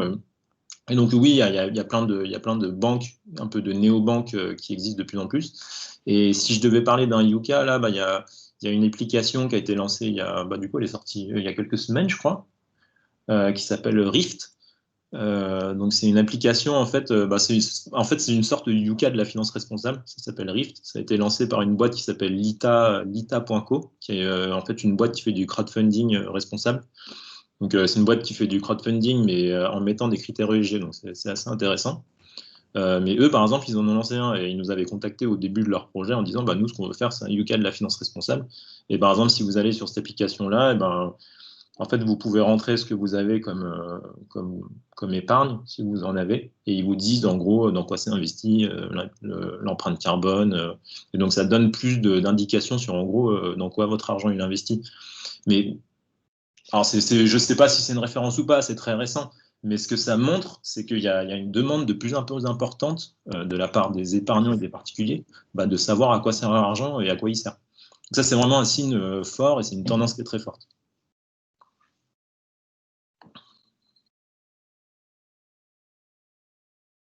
Parce que du coup, aujourd'hui, quand on va dans les supermarchés, on a 2 ou 3 rayons qui sont spécialisés dans les produits bio. Ouais. Et aujourd'hui, moi, d'un point de vue personnel, quand je vais à la banque, j'ai pas l'impression qu'on a forcément suffisamment d'informations sur justement ces produits. J'en ai un qui me vient en tête à l'esprit comme ça, c'est le LDD solidaire. Mais sinon, je n'ai pas l'impression voilà, qu'on soit suffisamment averti, en tout cas le grand public soit suffisamment averti comme on peut voir dans les supermarchés. Qu'est-ce que vous en pensez? Oui, tout à fait. En fait, ça, c'est un sujet sur lequel on travaille beaucoup au forum et de manière générale dans tous les acteurs de l'investissement responsable. Donc, ce que je vous disais, c'est que l'investissement responsable, c'est très bien installé chez les grands investisseurs, ça l'est pas du tout chez les particuliers. Pourquoi? Il y a plusieurs choses. Je pense que les conseillers financiers, en fait, c'est vous bientôt, c'est votre métier bientôt, mais ne sont pas du tout formés. Vraiment, ils ne sont pas du tout formés là-dessus. Et c'est pour ça qu'on se retrouve dans plein de situations, comme ce que je vous disais tout à l'heure, c'est-à-dire qu'on se retrouve face à un client qui ne comprend pas pourquoi il y a du total dans son fonds, et comme on ne sait pas l'expliquer et qu'on ne comprend pas, parce que voilà, moi, c'est un peu ce que je dis depuis un certain temps, mais il y a beaucoup d'acronymes, il y a beaucoup de termes qui sont compliqués dans tout ce que je dis. C'est un problème pour nous tous les jours, on ne sait pas comment parler de manière simple. Mais voilà, alors imaginez juste pour des gens qui ne sont pas experts du sujet, déjà, pour comprendre ça, c'est impossible. Donc déjà, il y a ça, les conseillers financiers ne sont pas formés. Ensuite, après, peut-être qu'il y a un peu... quels sont les produits qui sont poussés aujourd'hui par les banques, quoi. Enfin, il y a une question de marketing bancaire aussi, c'est-à-dire que je pense qu'il y a un certain temps, le conseiller financier avait une relation qui était complètement différente avec son client, c'est-à-dire que des fois, le conseiller financier connaissait beaucoup mieux son client que sa famille, parce que voilà, l'argent, c'est quand même au cœur de tout. Et aujourd'hui, c'est vrai que après la banque, notamment, il y a eu plusieurs choses. C'est que la relation avec le conseiller financier, elle a changé. La relation, elle s'est dégradée parce que il y a plein de gens qui ont ramassé à cause de la crise. Donc, ils ont vu leurs économies qu'ils avaient investies dans les banques et tout s'effondrer. Ensuite, disons que les demandes qui sont faites aux conseillers financiers sont beaucoup moins. Enfin, on leur demande il y a plus de pression, on va dire. On leur demande plus de faire du chiffre. Donc, peut-être qu'il y a plus d'incentives qui sont mis sur proposer des produits qui ont un rendement très fort, enfin des choses comme ça, ou un rendement sûr, et donc voilà, ça c'est un souci. Nous, on fait un sondage tous les ans depuis 10 ans pour parler un peu des Français et de la finance responsable. Et en gros, le gros chiffre qu'on sort chaque année, c'est que par exemple, il y a en 2019, 2020, il y a 62% des Français qui aimeraient que l'impact environnemental et social de leur placement soit pris en compte dans leur décision de placement. Donc en gros, quand on dit 62% aimerait que le développement durable soit pris en compte dans les décisions de placement, ça donne un potentiel énorme d'épargnants qui peuvent investir dans l'investissement responsable. La réalité, c'est qu'il y a 5% des Français seulement qui ont investi dans l'ISR aujourd'hui. Et la réalité, c'est aussi qu'il y a seulement 5% des Français qui se sont vus proposer des fonds ISR de la part de leurs conseillers. Donc, en fait, ce qu'on observe là, c'est qu'il y a quand même aujourd'hui un énorme décalage entre l'investissement potentiel qui existe, la demande latente, et l'offre, la vraie offre concrète qui est faite aux épargnants. Donc, il y a plusieurs choses. Nous, c'est très difficile parce que nous, on dit il faut que les clients ils viennent voir leur conseiller financier en leur disant mais moi, je veux donner du sens à mon argent. Donc, comment je fais? Parce qu'en fait, aujourd'hui, dans n'importe quelle banque où vous allez, ces produits existent. Vous êtes chez BNP, BNP Paribas Asset Management, ils font des fonds ISR. Vous êtes chez la Banque Postale, ils font des fonds ISR. Vous êtes chez Crédit Agricole, LCL, ils font des fonds ISR. Tout le monde, Natixis, Crédit Coopératif, Crédit Mutuel, il n'y en a aucun qui ne fait pas de l'investissement responsable. Donc ça existe. Après, la réalité, c'est que c'est pas encore pas. Donc voilà, il y a plusieurs choses. Il faut faire de la pédagogie, il faut faire un gros travail auprès des conseillers financiers. Il faut aussi faire la preuve. C'est là qu'on revient sur le greenwashing. Il faut aussi faire la preuve que c'est pour de vrai, que c'est pas une blague, que c'est crédible, que l'impact est positif.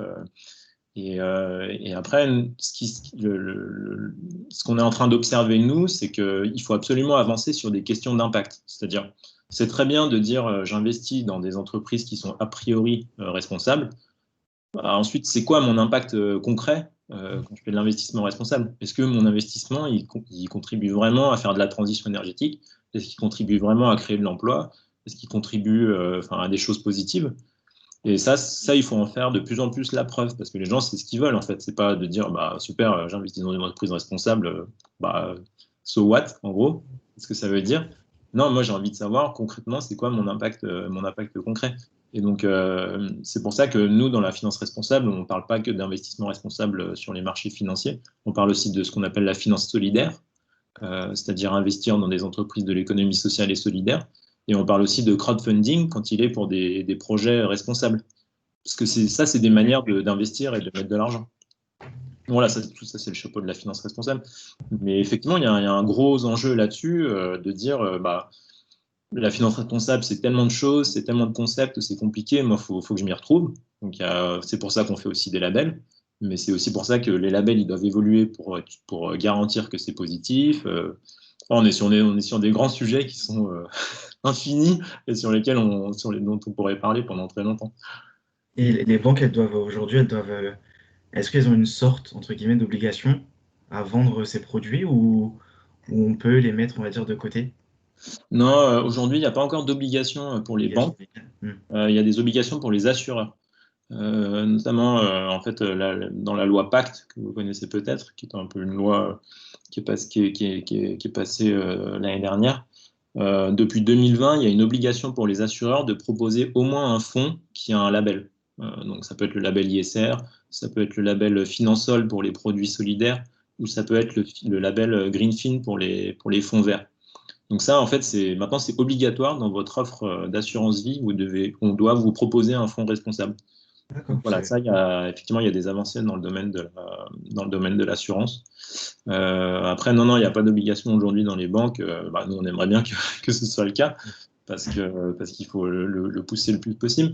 Mais il y a d'autres pistes, comme par exemple le questionnaire de profilage des clients, donc le questionnaire que les conseillers financiers font passer à leurs clients. En ce moment, il y a des réflexions sur la directive MiFID II, là, notamment dans le cadre du plan d'action sur la finance responsable. Mais le sujet, ce serait de dire, si on intègre des questions de développement durable dans ce questionnaire, en fait, si on vous pose la question, est-ce que c'est important pour vous le changement climatique? Je pense qu'il y a plein de gens qui vont dire oui. Et du coup, si on continue comme ça, en fait, on se retrouve toujours forcément à un moment à proposer des fonds responsables. Et c'est pas de les tromper, de leur poser la question. Enfin, c'est juste qu'aujourd'hui, les sondages le montrent, les gens sont conscients des enjeux auxquels on fait face aujourd'hui. La crise du Covid, elle montre que les inégalités sont énormes. Enfin, voilà, on est sur une période agitée, autant d'un point de vue environnemental que social. Donc, il y a une vraie demande latente là-dessus. Et j'en profite du coup pour vous poser la question. On est en ce moment actuellement sur une très grosse crise sanitaire mondiale. Est-ce que aujourd'hui ça a un impact justement sur ces fonds-là ou effectivement en fait ça a un impact beaucoup plus positif finalement cette crise? C'est ce que je vous disais sur les fonds responsables pendant les crises, ils résistent mieux. Donc ça a encore été un nouveau test avec la crise du Covid pour voir s'ils avaient mieux résisté. Et en effet, les fonds responsables ont mieux résisté pendant la crise que les fonds classiques, on va dire. Et donc ça, il y a des études qui le montrent. Il y a des études qui l'ont montré. Je pense qu'il y a une question qu'on n'a pas encore trop traitée, en fait, c'est la performance de l'investissement responsable, qui est un vrai sujet. Enfin, il y a toujours un peu historiquement le préjugé que prendre en compte le développement durable et donc par prolongement faire de l'investissement responsable, ça faisait perdre de la performance. Ce qui est quand même très important en fait, pour un épargnant en fait quand il met de l'argent, un des points les plus importants c'est de savoir le rendement de son épargne, enfin du fonds où il va mettre de l'argent. Et ça, c'est une question que nous, par exemple, dans le domaine de l'investissement responsable et les acteurs français, là, on a évacué depuis très longtemps parce qu'en fait, il y a eu de très, très nombreuses études académiques, de la recherche qui a été faite sur le sujet. Et la conclusion, en fait, de toutes ces études, il y a même eu des études sur les études. Donc, ça veut dire qu'il y en a eu plein. Et en fait, la conclusion de tout ça, c'est qu'il n'y a pas de corrélation entre l'investissement responsable et la performance des fonds. C'est-à-dire que prendre en compte le développement durable, il y a des études qui ont montré que ça faisait surperformer, il y a des études qui ont montré que ça sous-performait, il y a des études qui ont montré qu'il n'y avait pas de différence. Donc si on agrège toutes ces études, en fait, il n'y a pas de relation. Donc la performance est la même, en fait.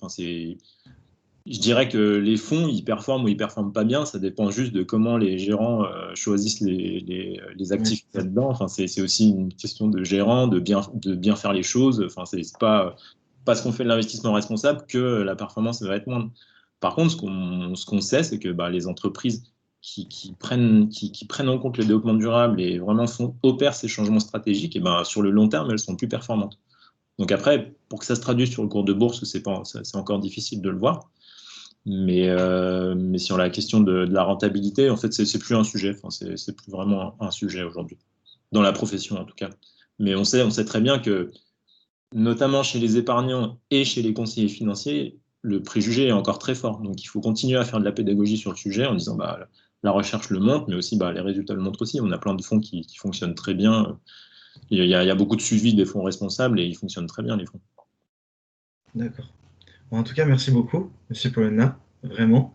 Je pense que voilà, vous avez vraiment bien aiguillé sur sur tout ce qui était critères, sur tout ce qui était label, aussi responsable, sur tout ce qui était aussi fonds, et également bah, voilà, en termes de niveau législatif aussi. C'est un point qu'on oublie assez souvent quand même, avant de rentrer à chaque fois dans le vif en fait, du sujet sur le label responsable. Je vais laisser la parole à certains étudiants qui auront des questions, Mhm. du coup sur ce que vous avez dit tout au long de cette conférence.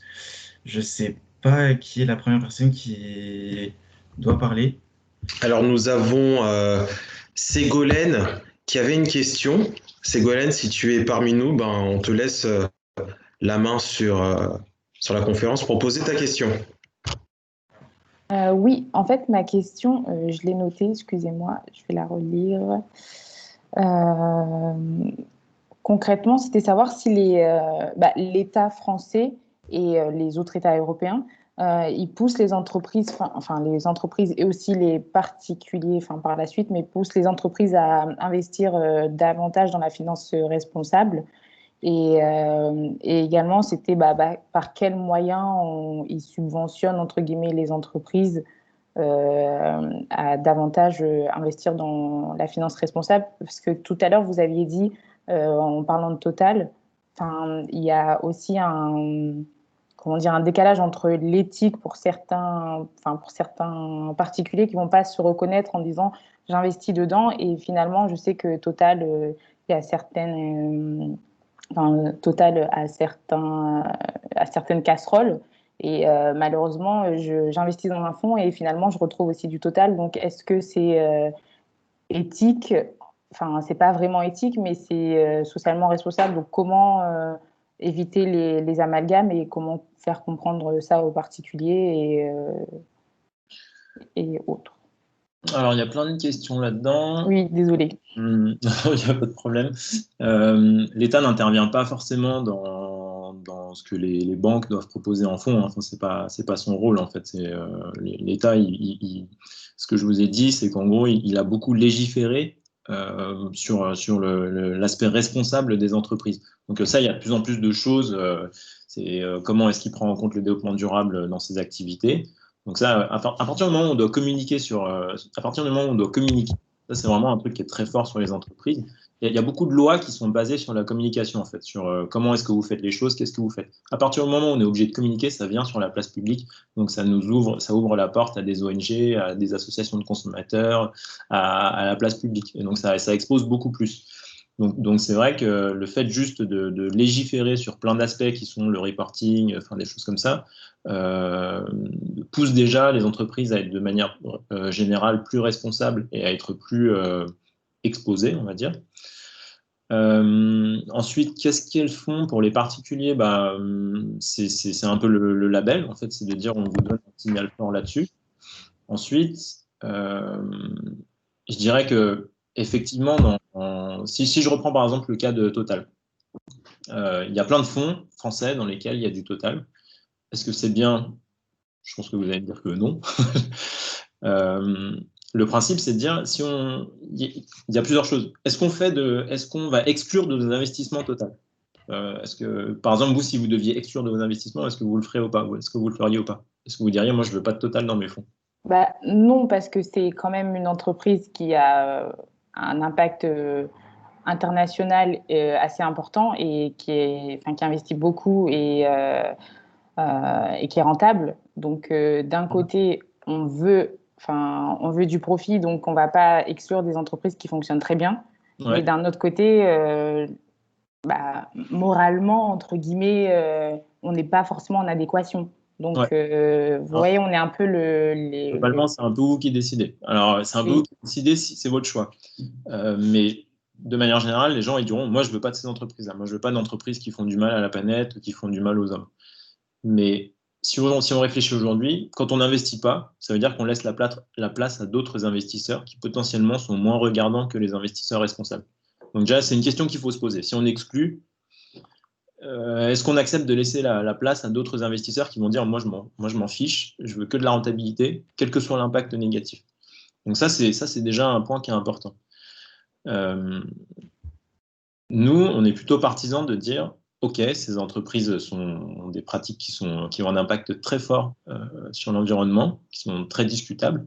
Par contre, en tant qu'investisseur responsable, c'est notre rôle en tant qu'actionnaire d'avoir un impact positif sur ces entreprises.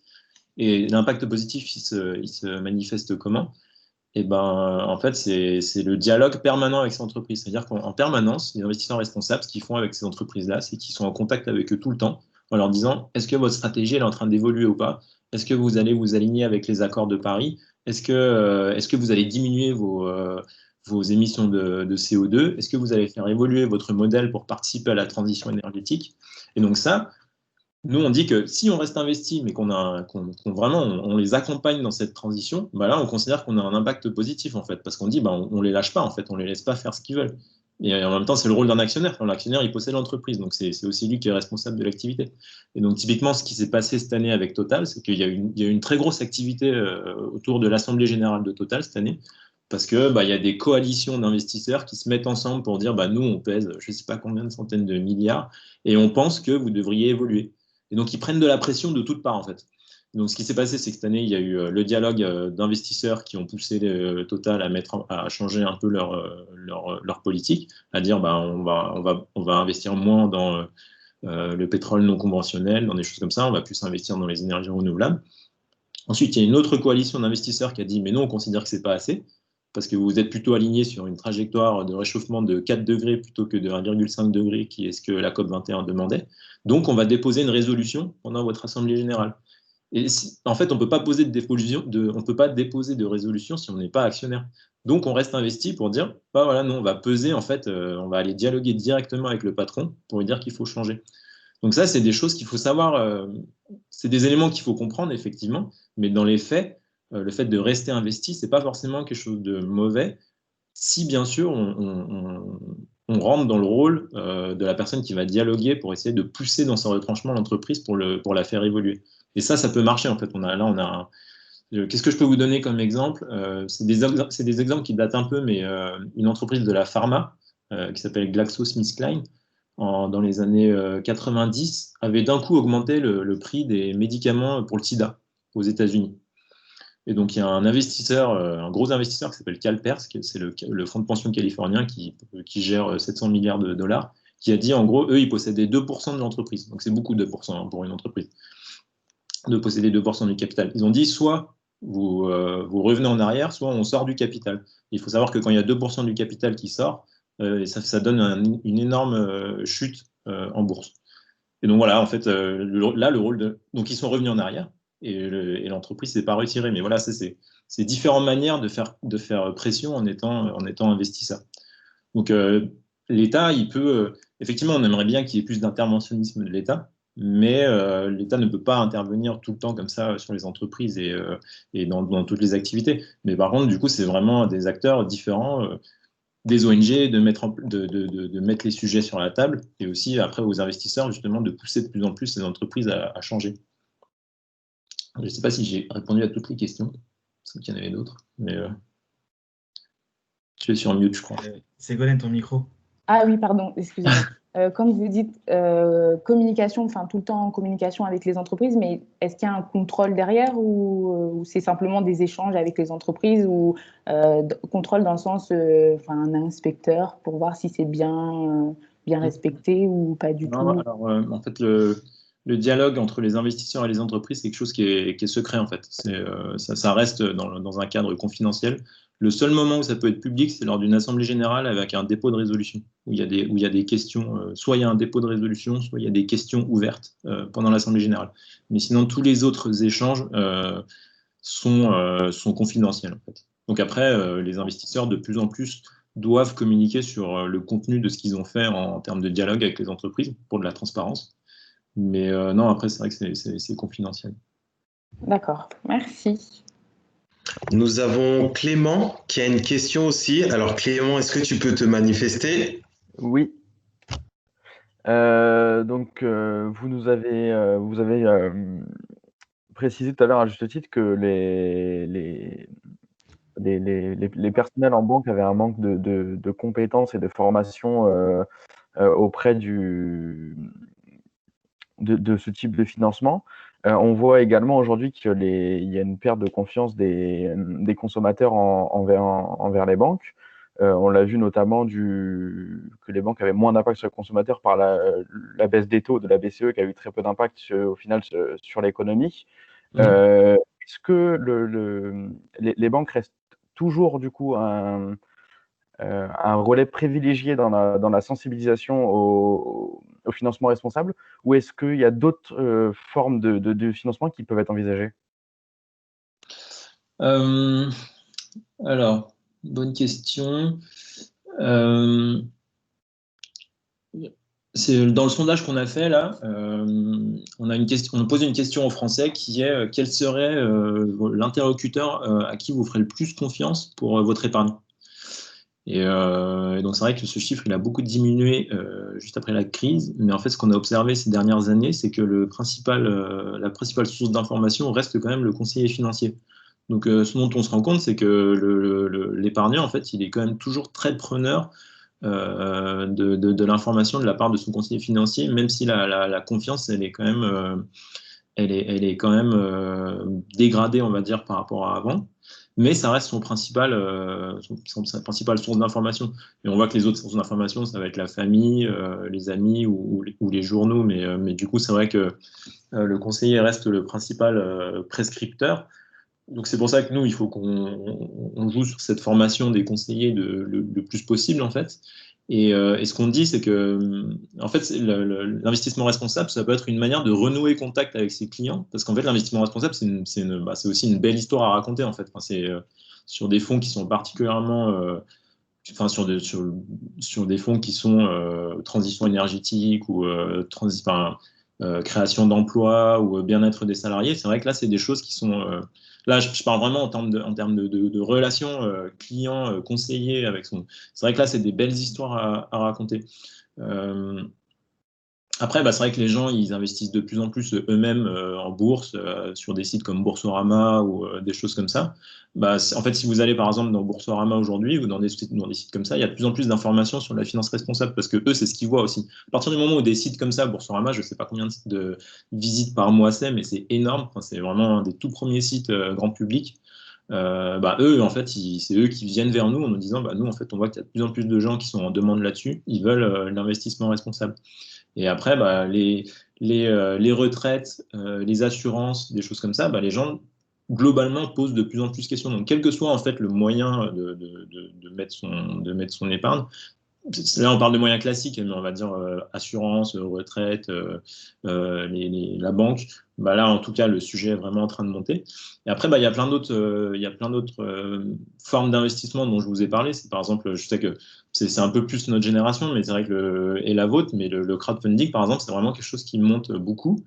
Parce que, en gros, quand vous mettez de l'argent, quand vous faites du crowdfunding, vous savez où va l'argent, en fait. Et ça c'est quand même très important. Vous savez juste que si vous l'avez mis dans un projet positif, par exemple, ça va être, je sais pas, financer un centre pour les jeunes défavorisés ou financer un centre pour, je sais pas, il y a plein de choses différentes, financer une ferme en permaculture, financer un truc local, des choses comme ça. C'est vrai que là, c'est facile pour vous de savoir où l'argent va, en fait. Et c'est ça, en fait, l'élément très important pour la personne qui va mettre son argent, c'est de savoir en gros où va son argent et qu'elle a eu un impact positif. C'est pour ça que le crowdfunding ou la finance solidaire, par exemple, où là, c'est vraiment l'économie sociale et solidaire, c'est investir dans la réparation d'un EHPAD, investir dans la réparation d'un hôpital ou des choses comme ça. Ça, c'est très concret et ça permet grosso modo de reprendre le contrôle sur l'utilisation de son argent et le sens qu'on y donne.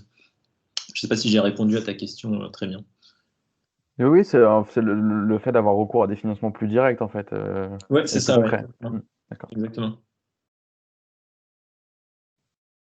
Et c'est pour ça aussi que justement, en fait, on doit de plus en plus faire la preuve de l'impact positif dans ces investissements qui sont indirects. Mais ça, c'est difficile. On travaille beaucoup sur le sujet actuellement. Mais il y a beaucoup de preuves à faire dans le champ de la finance responsable.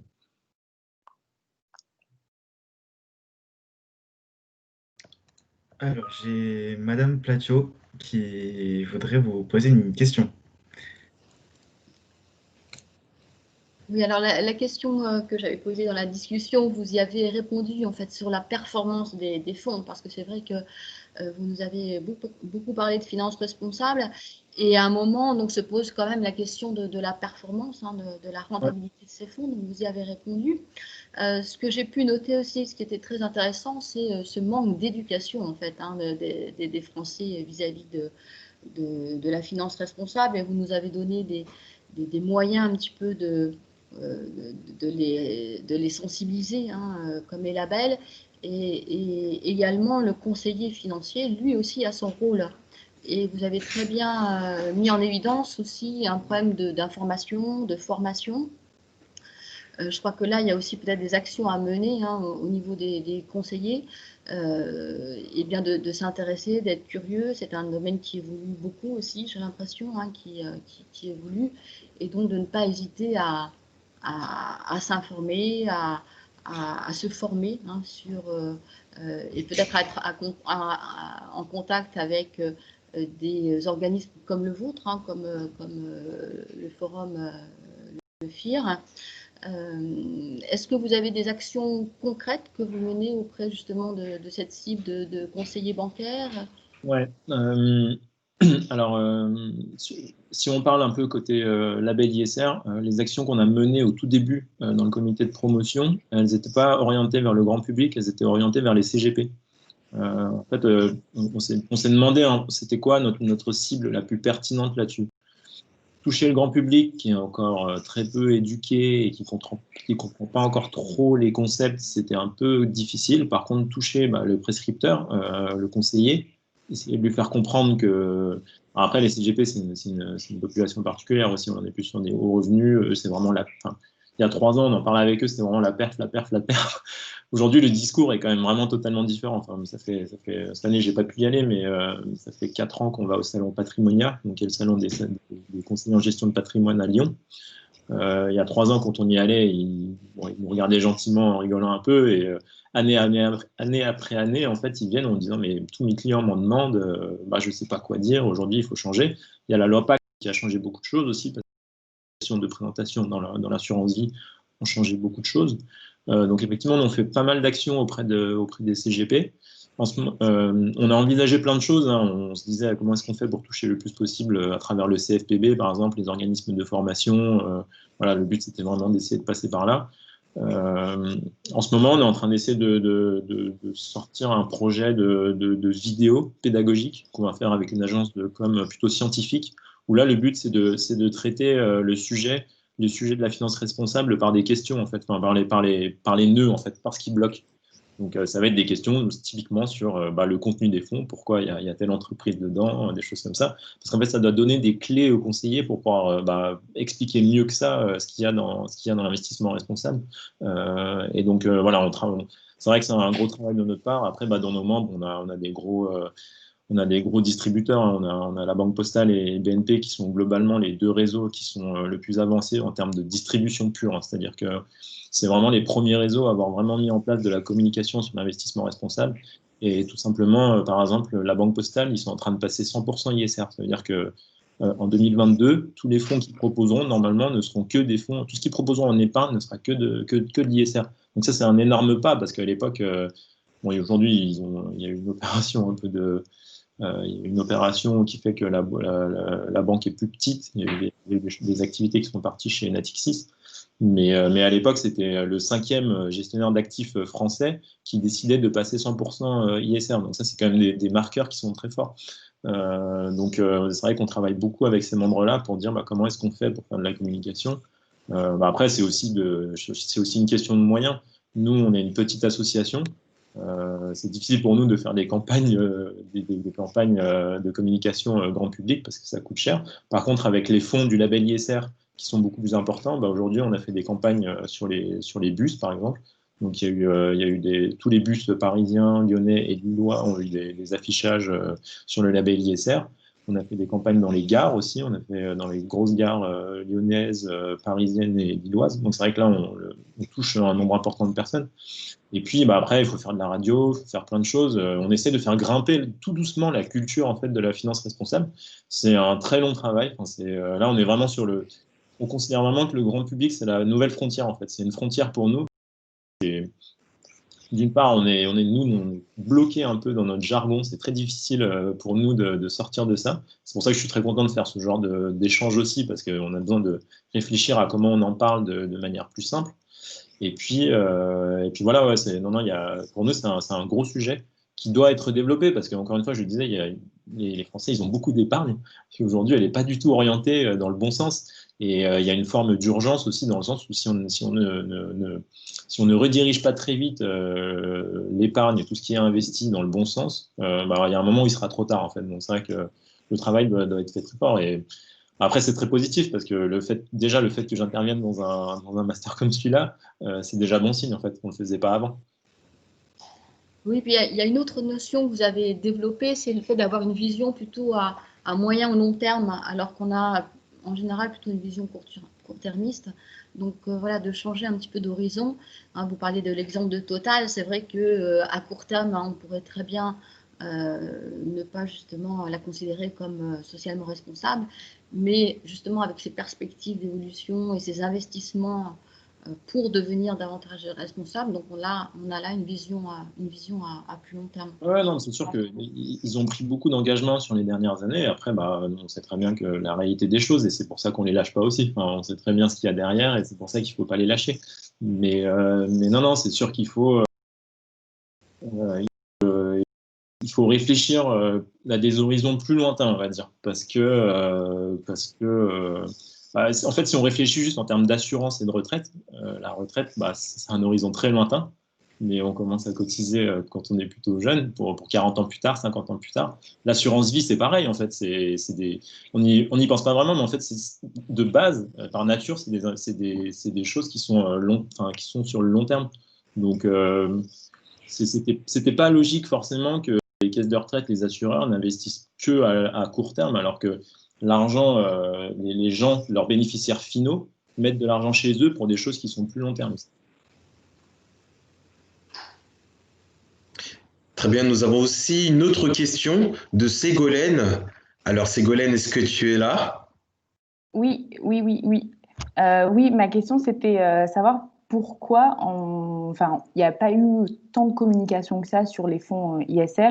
Et c'est que récemment, l'année dernière, vous avez mentionné, il me semble, via les différentes lois, qu'on en entend plus parler et potentiellement, comme vous le disiez, beaucoup de Français souhaitent investir dans des fonds socialement responsables. Mais pourquoi il y a très peu de communication pour la clientèle, en fait? Parce que c'est important.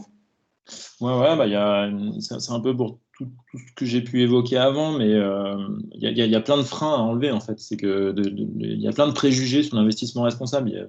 Même si, encore une fois, chez nous, c'est plus un sujet, la performance, ça reste un énorme sujet pour beaucoup de gens.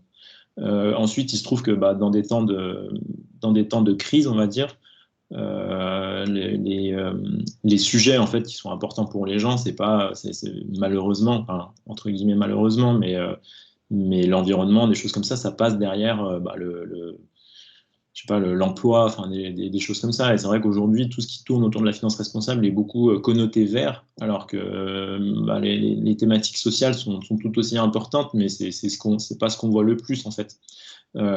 Et après, pourquoi est-ce qu'on l'a pas vu avant? Parce que, je sais pas, personne ne le faisait. Personne ne le faisait. Et il y avait peut-être moins de pression de la part du grand public aussi. C'est-à-dire que avant, on mettait la pression sur les entreprises directement, et les investisseurs étaient un peu laissés tranquilles.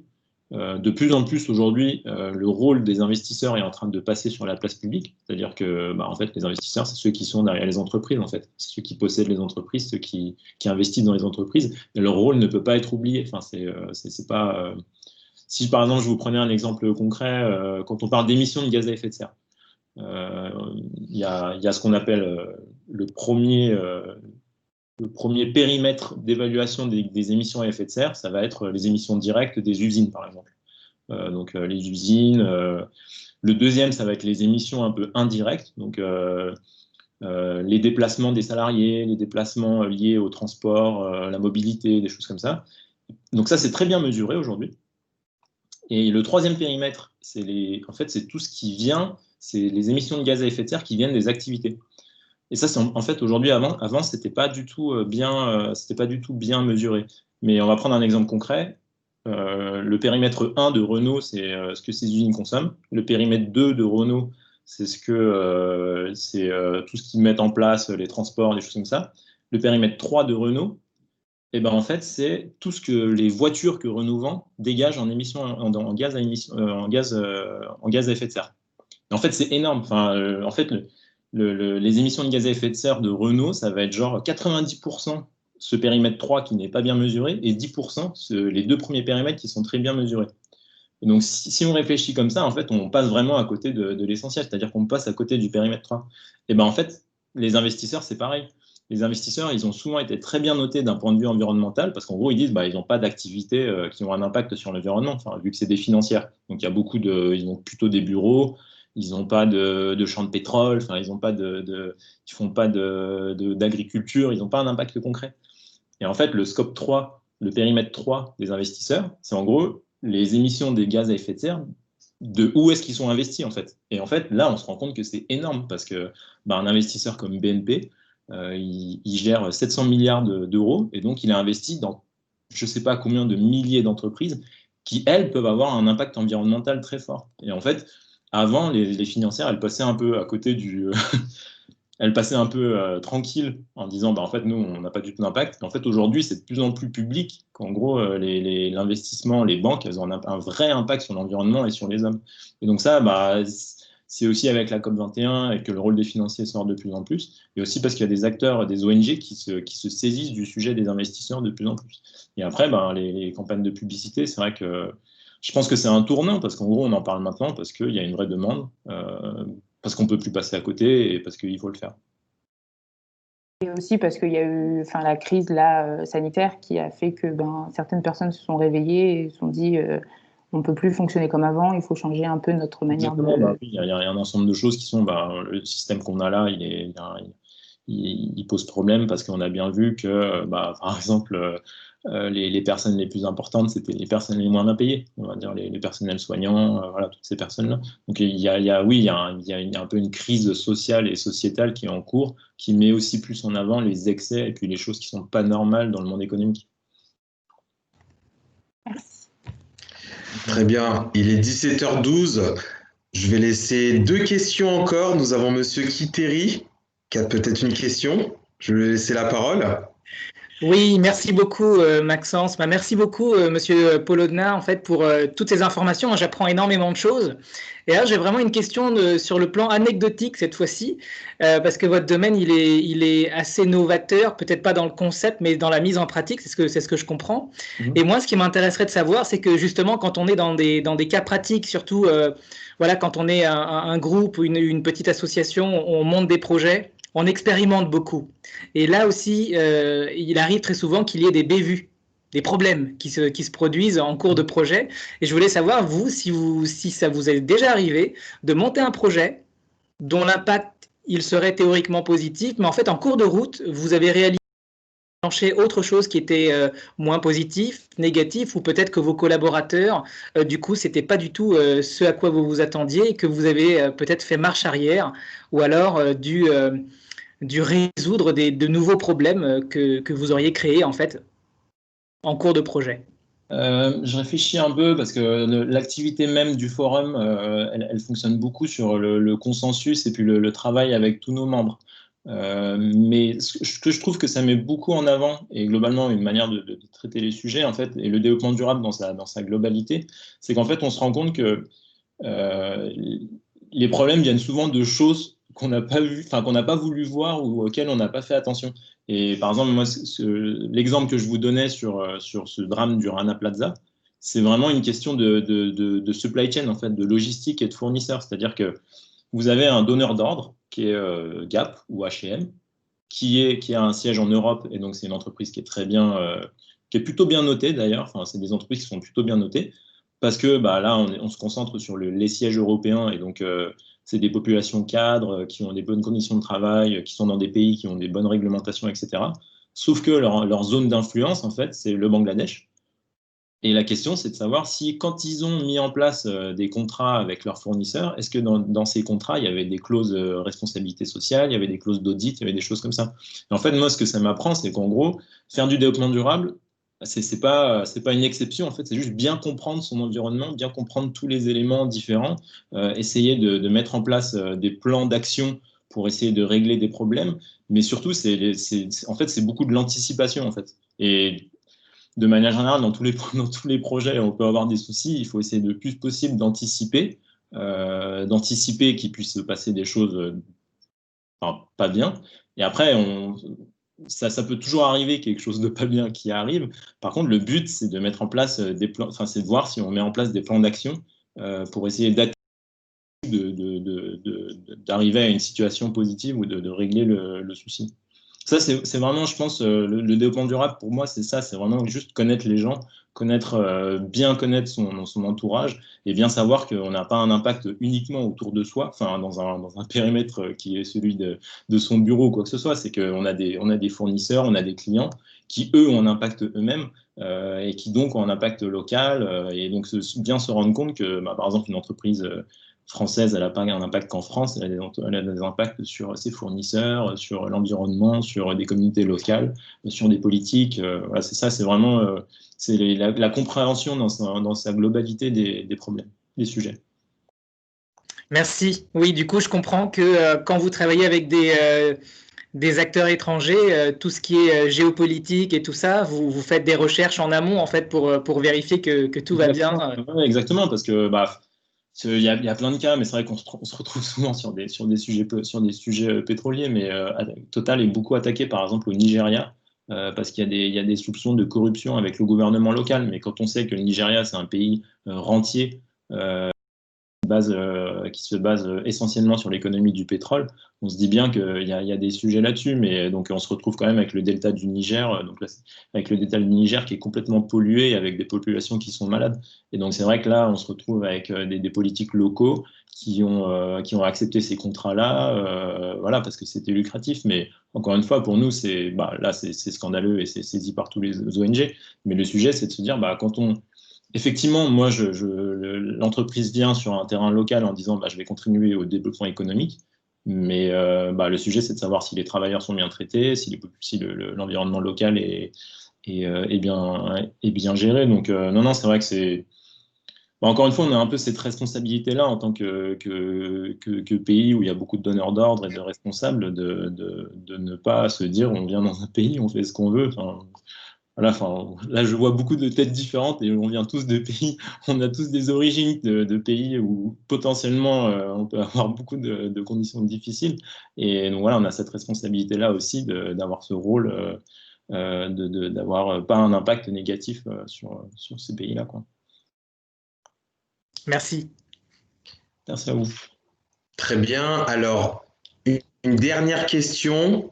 Je vais vous proposer une dernière chose et Maxence fera la fin. Clément, du coup. Oui, alors moi c'était une question un petit peu plus de curiosité, enfin plus sur des chiffres en fait. Vous avez dit que aujourd'hui les grandes entreprises, évidemment c'est celles qui pèsent le plus sur l'économie et celles qui ont le plus d'impact également sur le développement durable et l'écologie.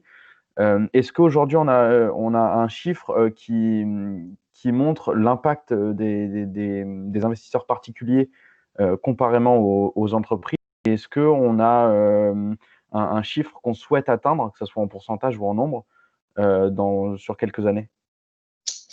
Non, je pense.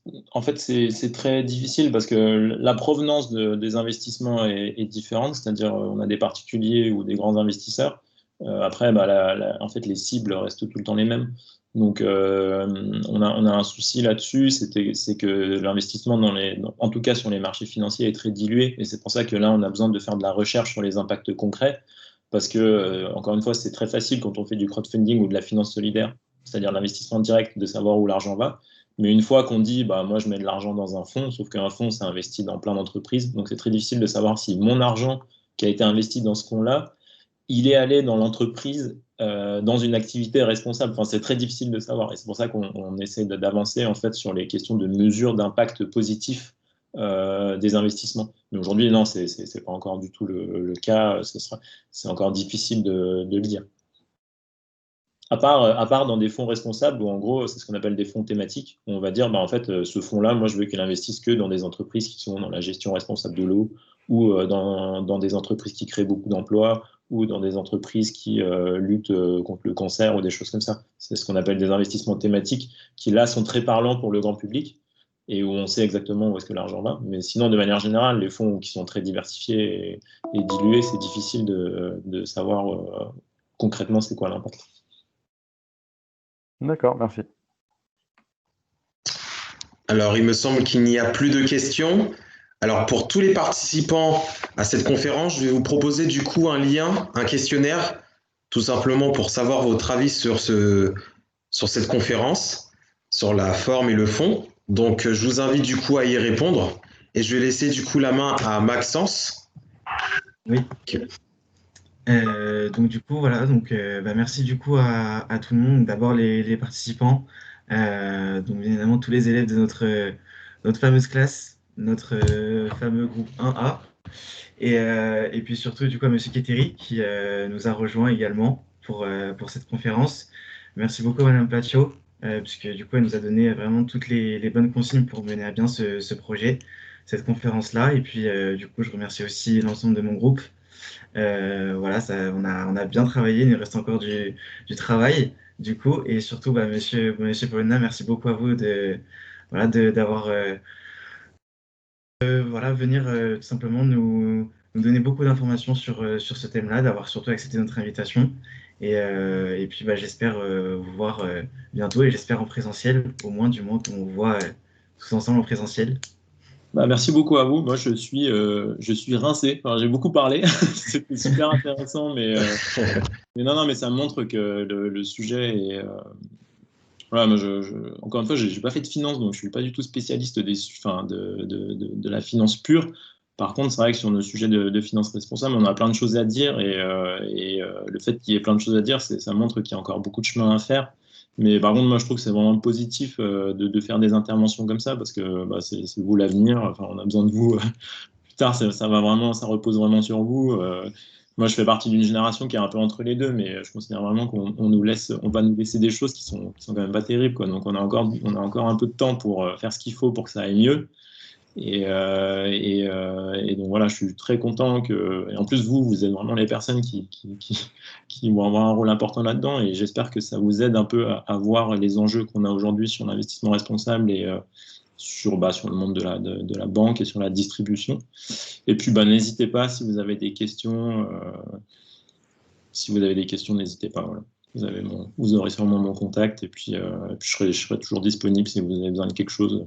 C'est très important pour nous de discuter avec des étudiants et d'être là pour les aider. Bien, merci beaucoup, M. Paulodna. Merci, cette conférence était vraiment riche d'enseignements, aussi bien pour moi que je pense les étudiants. Merci aussi à l'équipe Green Team qui a organisé, a animé cette conférence. Je vais peut-être rester ensuite avec vous quelques minutes pour la suite. Christian, est-ce que tu as quelque chose à préciser, à signaler ? Non, rien de bien spécial, mais j'ai trouvé que c'était très très intéressant et j'ai trouvé que c'était bien mené aussi par la classe. Je trouvais que c'était très bien aujourd'hui. Et puis, si on peut vous aider, Monsieur Paulodna, du coup, à passer le mot, on va le faire. On va déjà diffuser cette conférence-là et je pense que ça va intéresser pas mal de gens. Super, ouais, moi effectivement, comme vous le savez, et que je l'ai dit plusieurs fois, le monde de la distribution et le monde bancaire, c'est encore un monde qui est très lointain pour nous, mais pourtant c'est si important et on est encore si loin. Et donc tout le travail qu'on fait, on essaie aussi d'atteindre le plus possible des populations comme ça, parce que le côté gestion d'actifs est bien avancé, mais le côté retail distribution est encore très en retard. Donc voilà, avec plaisir. Merci aux étudiants également qui ont participé et qui ont assisté à cette conférence. Donc, Christian, je vais peut-être terminer l'enregistrement et puis on va pouvoir se quitter. j'entends les Merci d'être resté applaudissements. jusqu'au bout. C'est courageux. Merci Voilà, beaucoup. merci, soutien. Alors, je vais terminer l'enregistrement. Voilà, je pense que